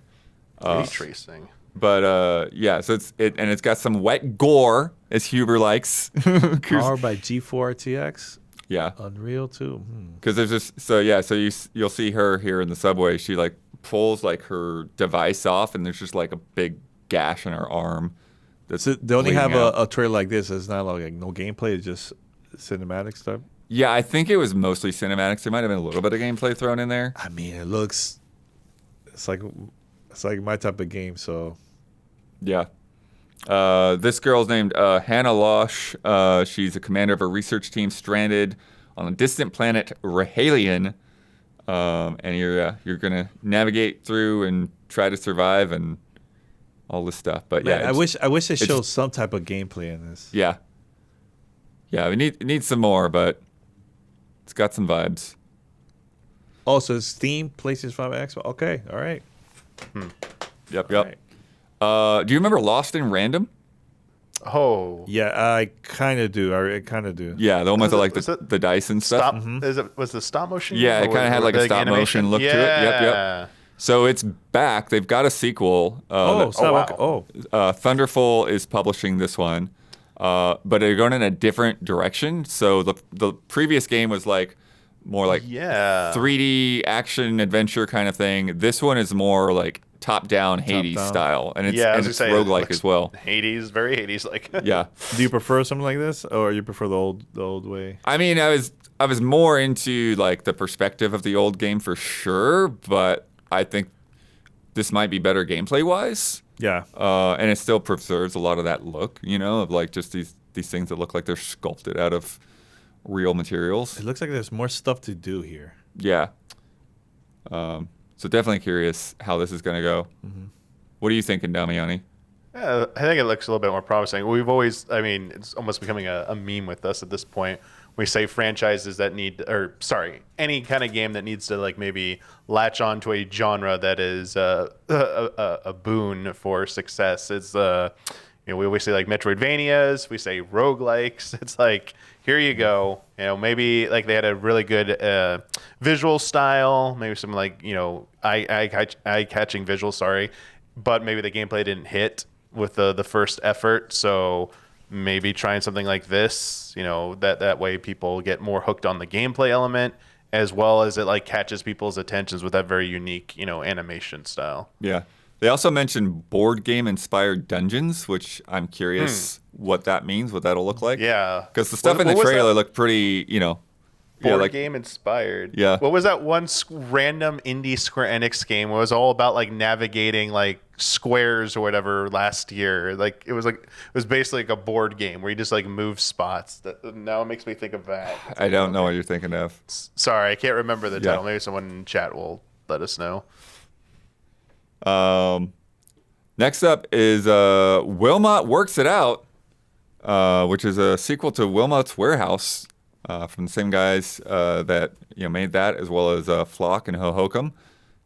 Just a very cute little puzzle game, and it looks like at least from the way the trailer is, it looks like you get like a box full of puzzle pieces, and then there's multiple images that are made from them, and so you just kind of like gotta shift them around and put all the pictures together.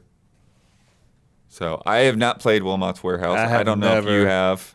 This is all new to me. Damiani? Definitely I feel like an Isla game, but I don't even know if she's played it. Yeah. I mean, I don't know. Like some of these simple games sometimes have that like, quick appeal that you just like play on the go, play like really quickly. I don't know. Yeah, I definitely saw people that were hyped for this. So, like, really? I wanted really excited for this? Yeah, I wanted to bring it up. Hey, so, there's all different type of games for everyone. Speaking of different kinds, this is the thing, Danny. I've got so many different kinds of games right now. Yeah, this Fast is like very Penguin. different. Which one's this? Fast Penguin. Fast Penguin. This is like Mario Kart with penguins, but it's also Battle Royale. Oh, so it's 100 or like 50 or 40. 40. So, but you can play with a friend group with just 4-player, or you can go with 40, and it works kind of like Fall Guys, where there's like different rounds.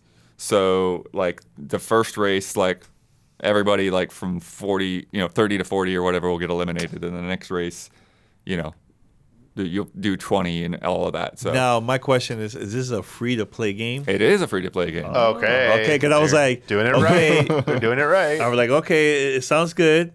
Are they charging for this? So that's good. Yeah, I'll try it out. This is something different. Yeah, there's an open beta coming just in a couple weeks to September 6th. Awesome. Definitely will try it out. All right, next direction. Hella is coming from the makers of Unravel. Do you remember Unravel? Yeah, Unravel, classic. Yeah. Unravel. Little yarn boy. Yep. So, yeah, this game made by some of the same people, only now you've got mice. And it's still got a focus on co-op as well. So you've got these mice in these big, like, 3D worlds that, like, look like really graphically intense. Like they look like they're trying to look like real places. But then they've got these crazy frog backpacks, which like I don't know, like are these magical or what? Because it's like there's like sticking out tongues to grapple, and then they can also glide with them and like can grab items with them and stuff. And yeah, you can see like the co-op stuff there, where like one person holds the door open for the other person. So you can't play this solo. You have to play. I don't know. I think like Unravel you could play solo. Part 2 you could play solo too. Yeah. Of Unravel, yeah. I can't remember. Maybe like It Takes Two, where you definitely need. Yeah, that's. Yeah. I hope it's not like that, because, Yeah. But yeah, Those definitely are fun, but interesting. when they're short though. Oh yeah. Right. Yeah. Right. But yeah, Unravel is always a game that was like this looks really cool, but it's like I wanted like a little bit more out of the gameplay. And it looks like they're doing a lot in this game for sure. Next random thing, Kong Survival Instinct. So this is the official Kong for the movie. Yes. Okay. This is Wait, what am I looking at? what? Yeah. So this is a guy who goes into a city that was devastated during Godzilla versus Kong Oh, to okay. find Also, his it's part daughter. of the universe. Oh, okay. Okay, Yeah. this is kind of interesting, actually. Yeah. Yeah, so this is like a side-scrolling platform game, but you're searching the ruins to look for your daughter, and you've got to deal with like these gangs and stuff like that. You've got to deal with like getting through broken buildings, and giant bugs and huge spiders and stuff. Is this like a Metrovania type vibe? Sort of. I don't know that it's like full on Metroidvania. I don't know if there's going to be like a lot of backtracking and stuff like that. Mm-hmm. But then, like, you can actually call Kong to come and fight for you. Do you control Kong in any way? I don't know. I think they're still just kind of like showing some of the concepts. Yo, there's been like some random announcements. Like this is So weird. I was not expecting this at all. That I'm very curious about, actually. Yeah, right? Anytime there's parallel, like, lore with stories, I Yeah. love that, first of all, especially when you get to play. Like, anytime there's, like, movie or TV properties and then you get, like, a parallel storyline you get to play in a video game, I love that. And then who would have expected just the side-scrolling nature of that? That looks too insane not to check out. I'm Yeah. interested. Very curious. Yeah. Now it's like unlimited call. Kong, It looked or like you had to like Kong is get on some kind of, cooldown. like it sounded Kong like is like, yo, I'm waiting. What's up? it looked like 6 pieces of data or something that you had to collect to be able to call him in. I don't know. I don't know Also, if you're exactly. struggling, you don't have those pieces, and you're screwed. Yeah, I think it's like a set piece moment kind of thing. Oh, I was wondering, it's like the was it Final Fantasy 15? The summons when you're losing, you're about to die. It's like summon the thing in, like or maybe like that spider. spider is like blocking your path to the next area, and like you have to Maybe. call in Kong to like move on to the next part. If it's contextual like that, sure. Yeah. Real quick, BB Boy, shout out to them because they got the name of the game I was thinking of earlier. That board game dungeon game. It's called Dungeon Encounters. Oh, Sorry, I don't even director recognize that one, yeah. Director of Final Fantasy 12's like first game in like 14 years. That's why it made like headlines. Nice. Anyway, and one more. The makers of the hit mountain biking game Lonely Mountains Downhill have announced Lonely Mountains Snow Riders, which now instead of bikes you got skis skiing down the slopes. Did you ever play Lonely Mountains? No, never. Yeah, it's interesting because it's like it feels like it could be as chill or as intense as you want. Like you can just like ride down the trails and just be taking in nature, or like you can like push to, do some cool stunts and make the jumps and all that. So, And this is also for next year? when is this one out? I think it's next year. Snow Riders. Snow looks good. Yeah. Yeah, right? Yeah, it's just a nice direction to like what are we going to do for a sequel? It's like, well, how about we put snow on there? So I see there's a lot of characters here. So this is all multiplayer? Yeah, I think there's multiplayer. But it's all like cinematic camera views, right? I mean, is it actually you play the game in like regular third person, or? Yeah, I mean, a lot of the views were the view of the game, but I think they threw in some extra like close-ups and stuff like that. Oh, so it's actually this year coming up, Yeah. 2024. Yeah, they didn't actually. It was funny. I was like looking through the press release. I'm like, I don't see it, but it's on the trailer. Where the hell you been finding all these random announcements, man? It all comes to my inbox, man. It's so random. I've got I've got 86 emails from this morning that I haven't gotten to yet. Wow, so. that's crazy. Now I'm wondering, do they have actual demos of this at Gamescom, or this is just like, okay, here's an announcement? A lot of these they do. Yeah. Not all of them, but yeah. Because I'm surprised a lot of these weren't like at Summer Game Fest, because there was like a lot of these type of games at Summer Game Fest, like smaller indie. Right. You know. Yeah. No. Gamescom, they have one of the halls, Hall 10. There's like. It's just all indie stuff. Oh, snap. Yeah, there's just like tons and tons of stuff. Cool. Like I've got them booked for 60 appointments, but I had like 220 invites or something. Holy smokes. Yeah, like there's a lot of that show. Too much. All right, it is time for Love and Respect.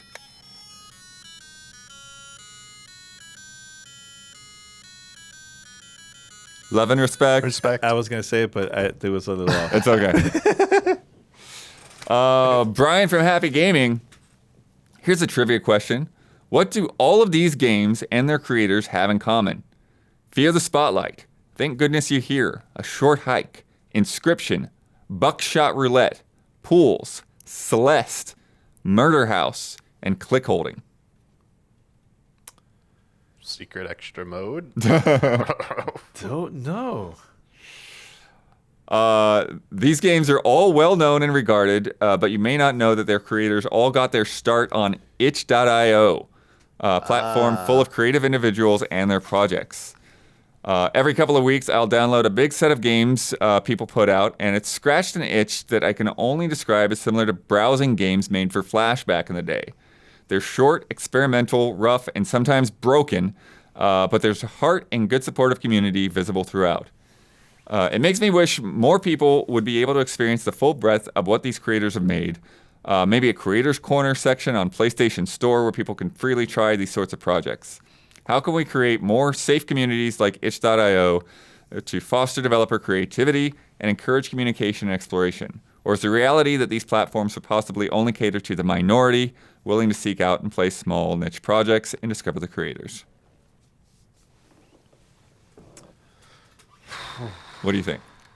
I don't know. It's a lot of info there. Yeah. I tried to cut it down. And it's tough because, I mean, curation's very difficult. I mean, even beyond this, like you have so many people complain about different storefronts, just like getting any kind of like visibility, like the whole visibility and algorithm. That's like one whole problem. But actually, can you have that kind of space outside of the uniquely crafted spaces for those types of games?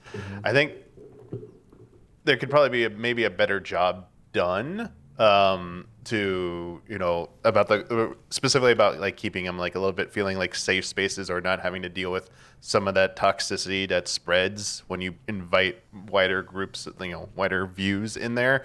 But that's like ultimately, I think that is like the bigger the platform, the more people you have, you're just gonna get different diverse views, and not all of them are great views. And while I would honestly say you should not always give certain views a platform, the problem is like those comments are still going to get in there. And I think no matter what type of like measures you take to try and like stamp those out, they're still going to get through, and they're still going to be there. And if you really want to be like minimize it as much, like I think you do have to stay within like a smaller space where people, it's harder for them to like get in there because you're among people and recognize, and you could act, you trust each other. But yeah, that's just the thing. Like the wider you get, the more popular thing becomes. Like you get attention from certain different demographics, and that's just how it's going to be. I think it's analogous to like when a content creator gets bigger and famous. It's like, well, now they have like a target on their back as well from certain groups and people. So it's just. I wish that wasn't the way it was, but it's like the reality that it is. So yes, there could be a better job done. I do believe. I do also believe it's an incredibly difficult job to accomplish.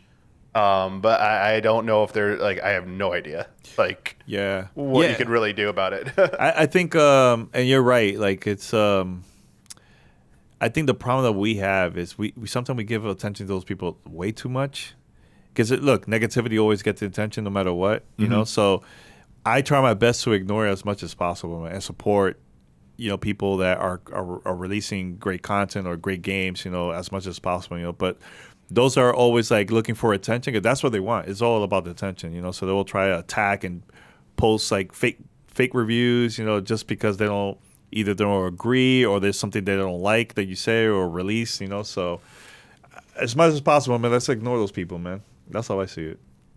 What do you think about in terms of like stuff like itch? Do you think there's a way to like get that stuff more visibility, or do you think it's just like that's kind of like the space for those like the 24/7 game jam, But here's the thing that I love about indie games. I just love that it's always something new. A lot of like the major studios will copy from like the indies because it becomes very popular. I think personally, look, I in the 90s I used to be a street promoter. I used to be a hip hop street promoter, so I'll go like to all the clubs and that stuff. But there's nothing more powerful than word of mouth, man.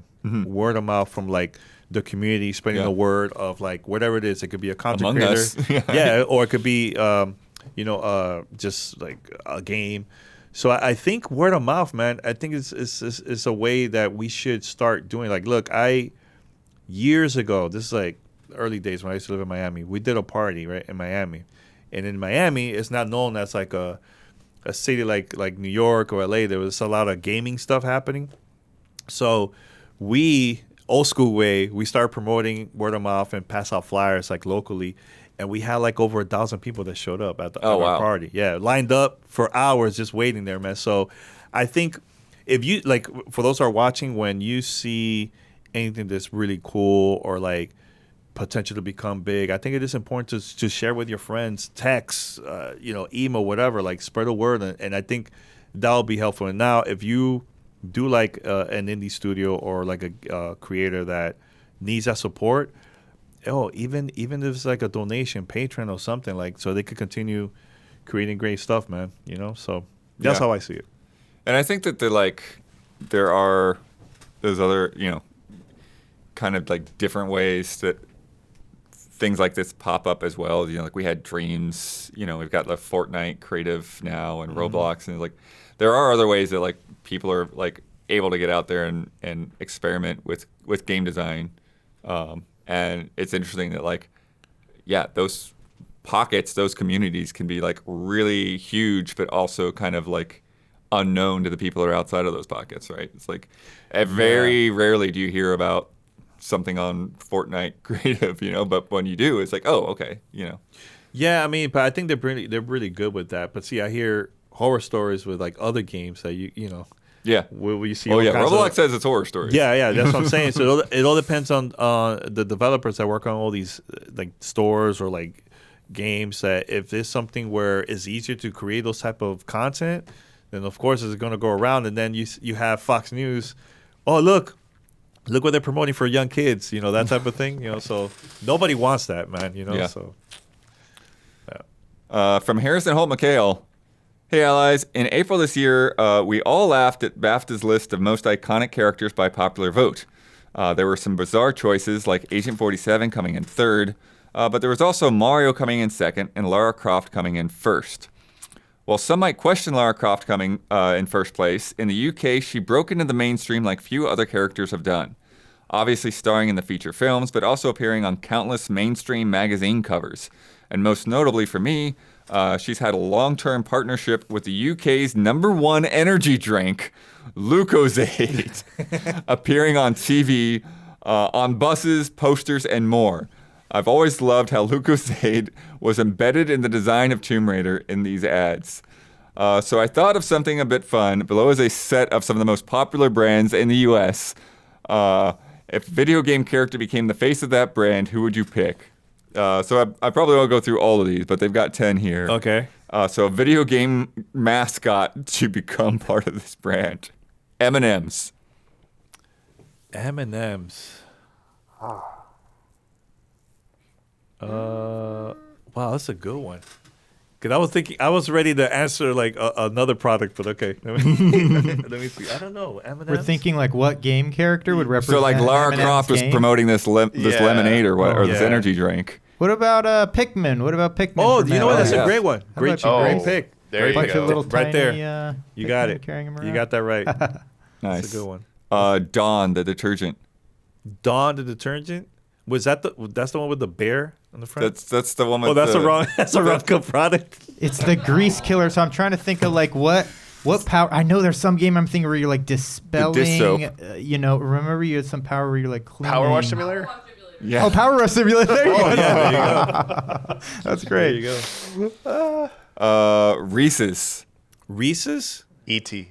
E.T., man. Oh, bring it back. A remaster. A remaster of the Atari E.T. all the way. Bring 'em back. E.T. all the way.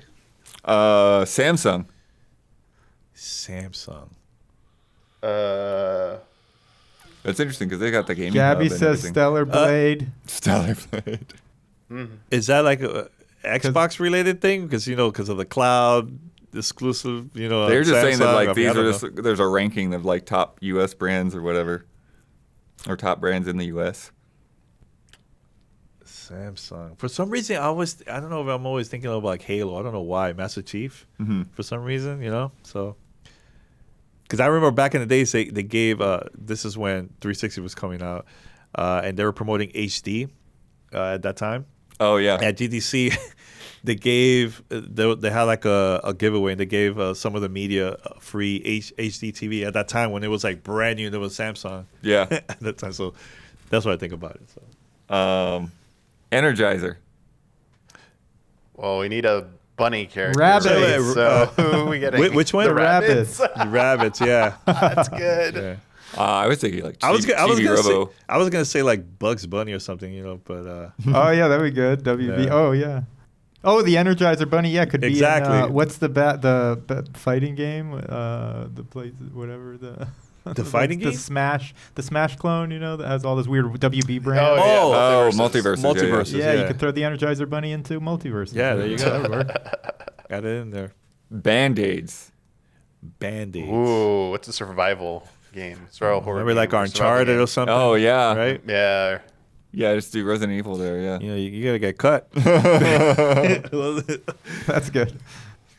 And then I'll go to the last one. Windex. Windex. Oh. I think I'll say Forza, clean my windows of the car. Oh, that's good. That's good. That's good. Nice. Yeah. Forza Horizon, you get dirtier there. So let's go with that. Thanks, Harrison. That was kind of game-like, but now we're gonna play a game.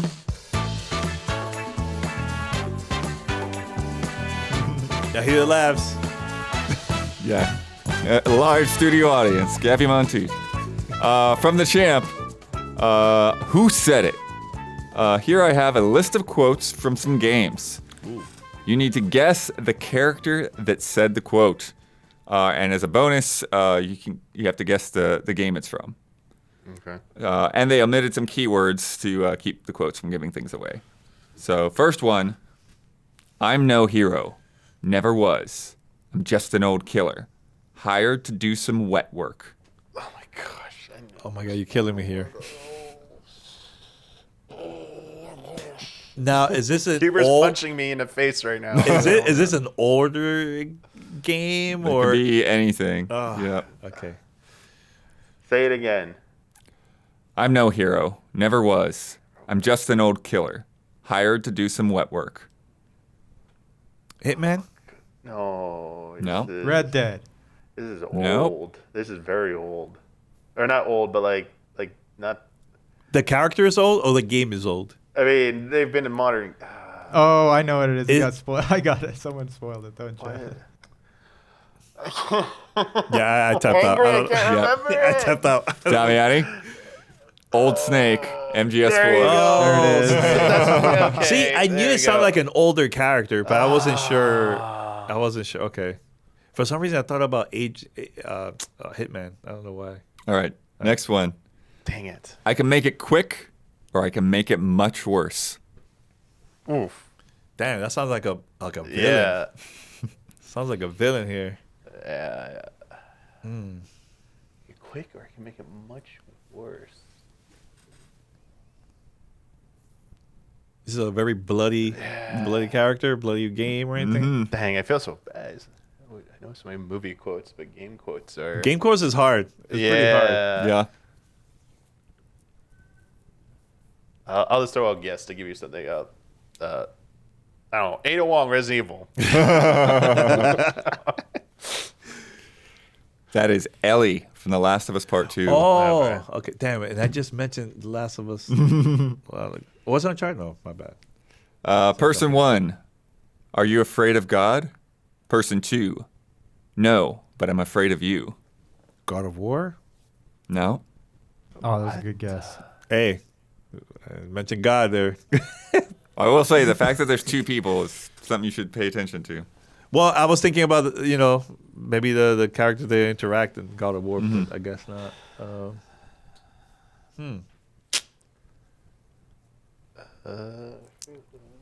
I'm afraid of you. We're striking You know out. what? We needed humor. These are impossible.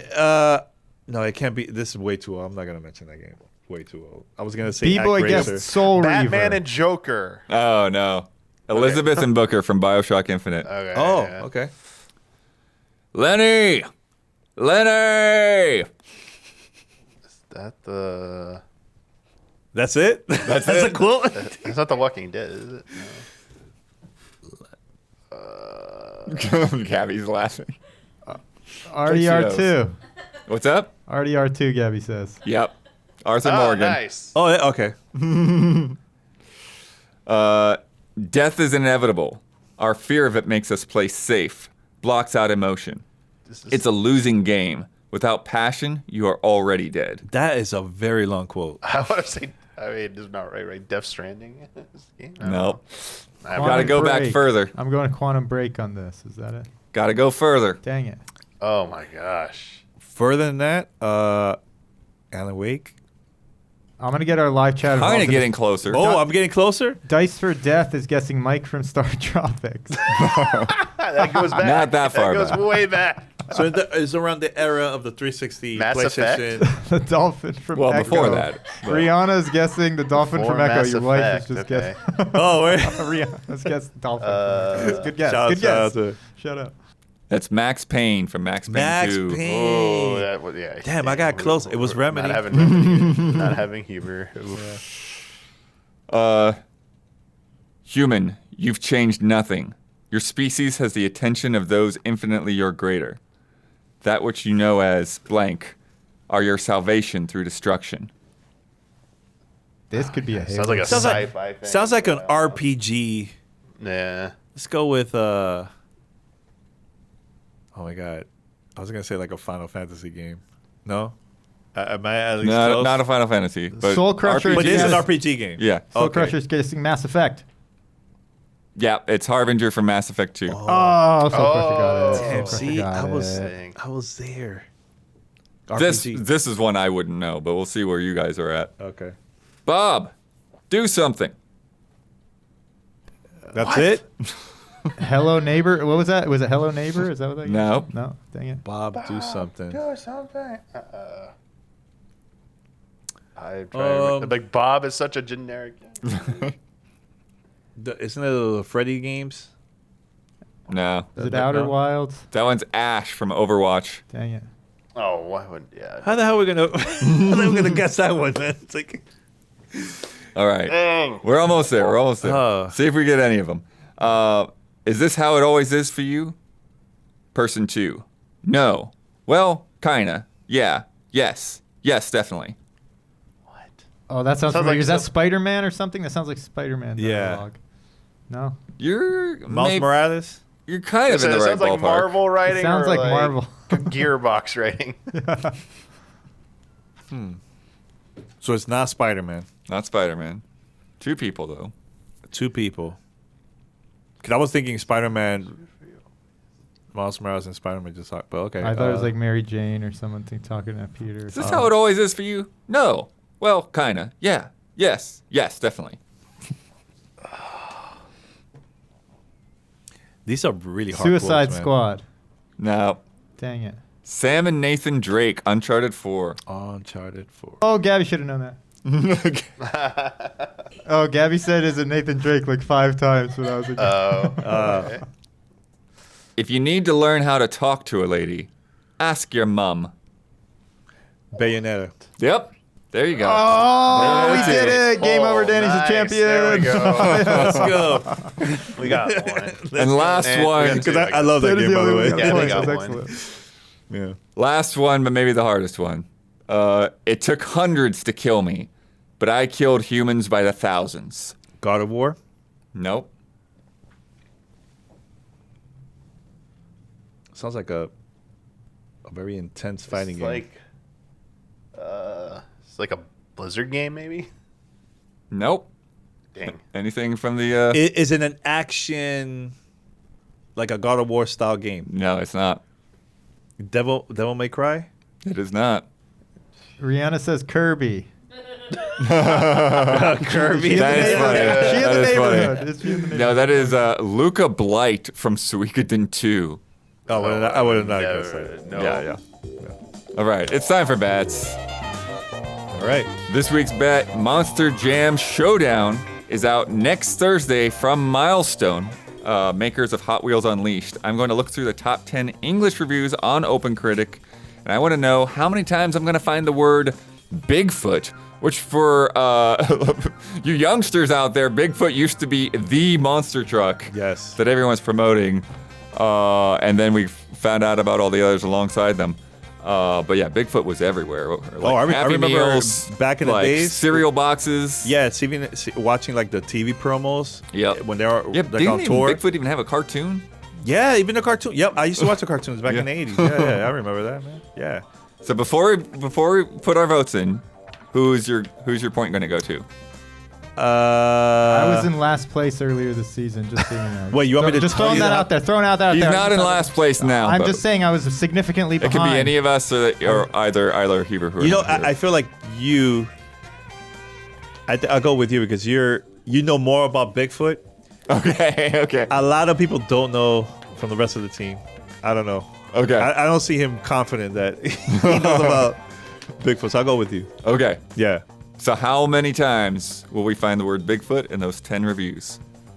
10 reviews? Yep. I think they're not going to mention it a lot. So I'm going to go with my number 7. 7. And I'll you go can with you can 7. show the camera too. Look, 7. There you go. Número 7 in Spanish. Damiani Pompous Cocker Spaniel says 3.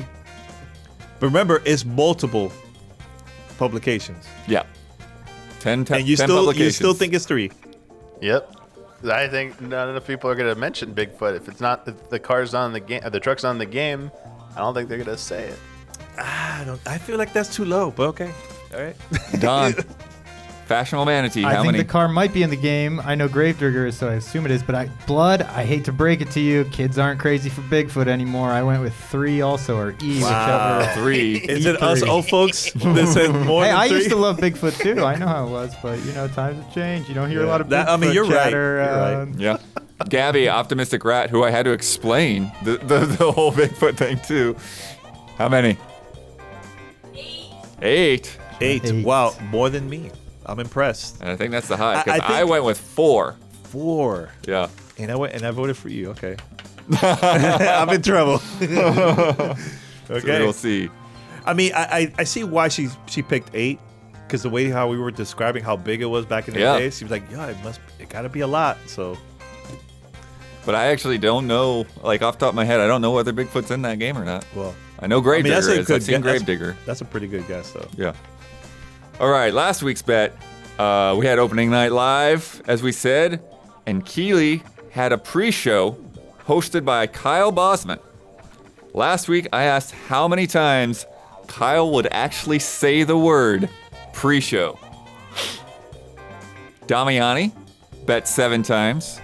Huber bet 7 times. Don bet 12 times. Gabby bet 12 times. And I bet 6 times. Before I go through, what do you think? You obviously saw it, but I saw it. I go with 7. yeah, 7's like a good decent amount. 12, I feel like would be too much. Yeah. Go with 7. Well, we had one at 9 seconds, one at 22 seconds, one at 25 seconds, one at 35 seconds, one at 1:49. Then it starts to slow down a little bit. 3:07, 3:15, 9:35, 12:05. Oh my God. 23:18, 24:33, 26:04 in the timestamps for a total of 12 times. Victory, Congrats. Gabby. Don and Gabby. Congrats. That's a lot. Yeah. 12 is a lot. Yeah. So that brings our scores to Huber's in the lead with 9 points to Stealthy Centipede. Don, Fashionable Manatee, has 6 points now. Swing. And Gabby, Optimistic Rat, also has 6 points.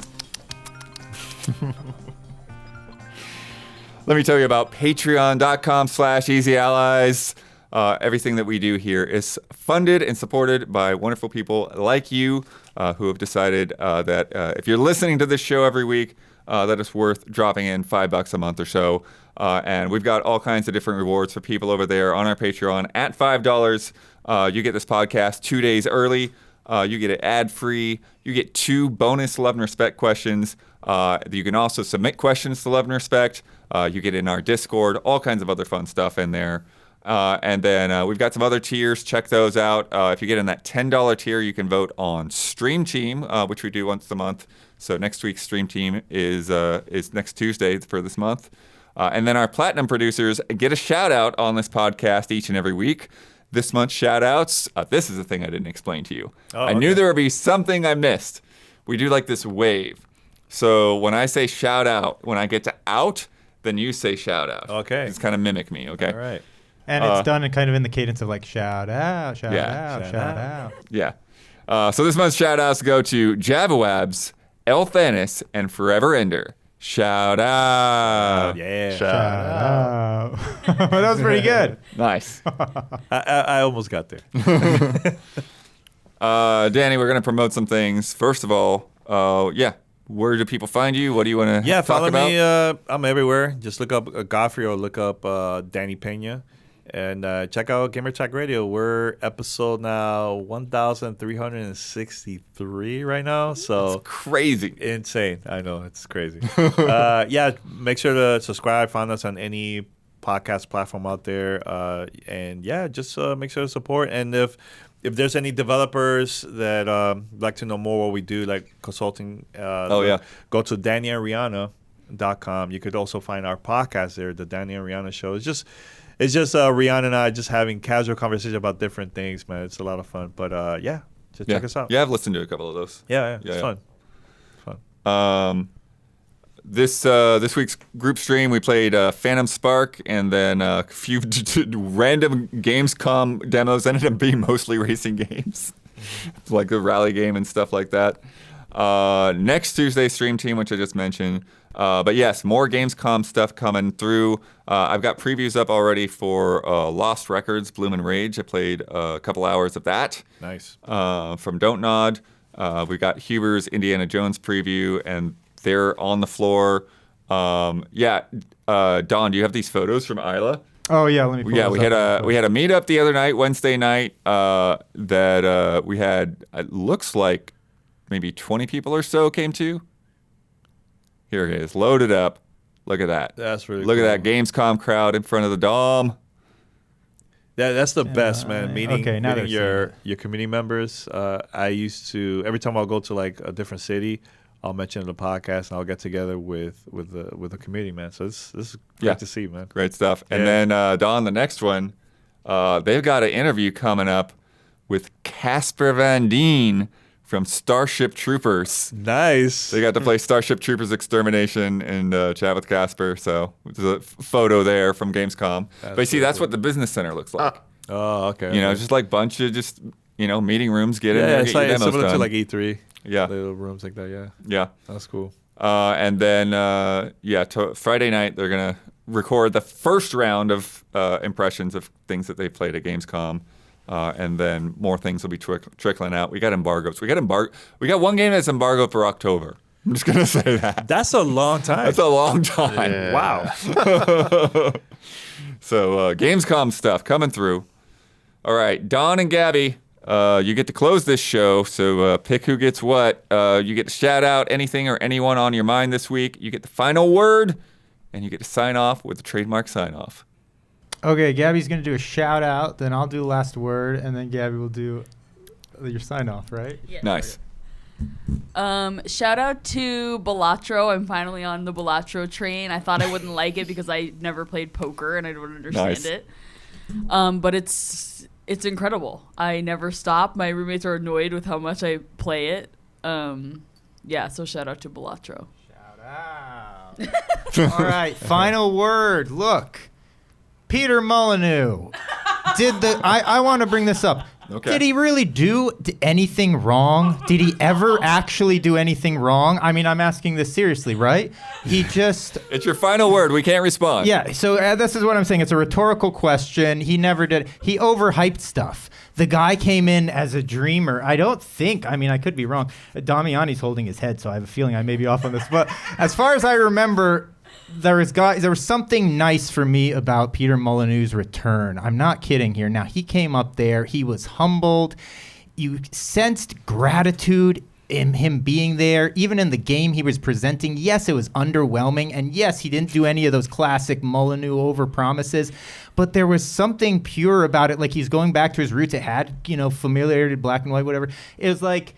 I don't know. It felt like he was just getting accepted back into this world that I think he was definitely shunned and rejected from, if not officially, certainly, just in spirit. So, I just wanted to give the final word. I want to say, Peter Molyneux, we love you. We love your passion. Take this thing to the top, okay? Curiosity is in the rearview mirror. I was pissed off about Curiosity for a couple of years.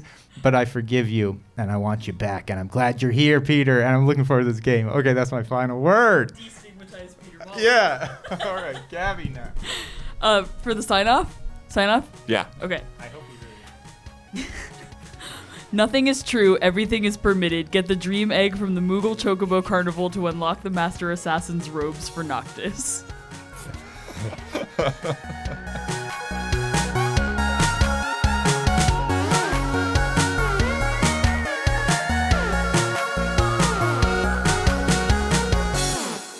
Was that Keanu Reeves?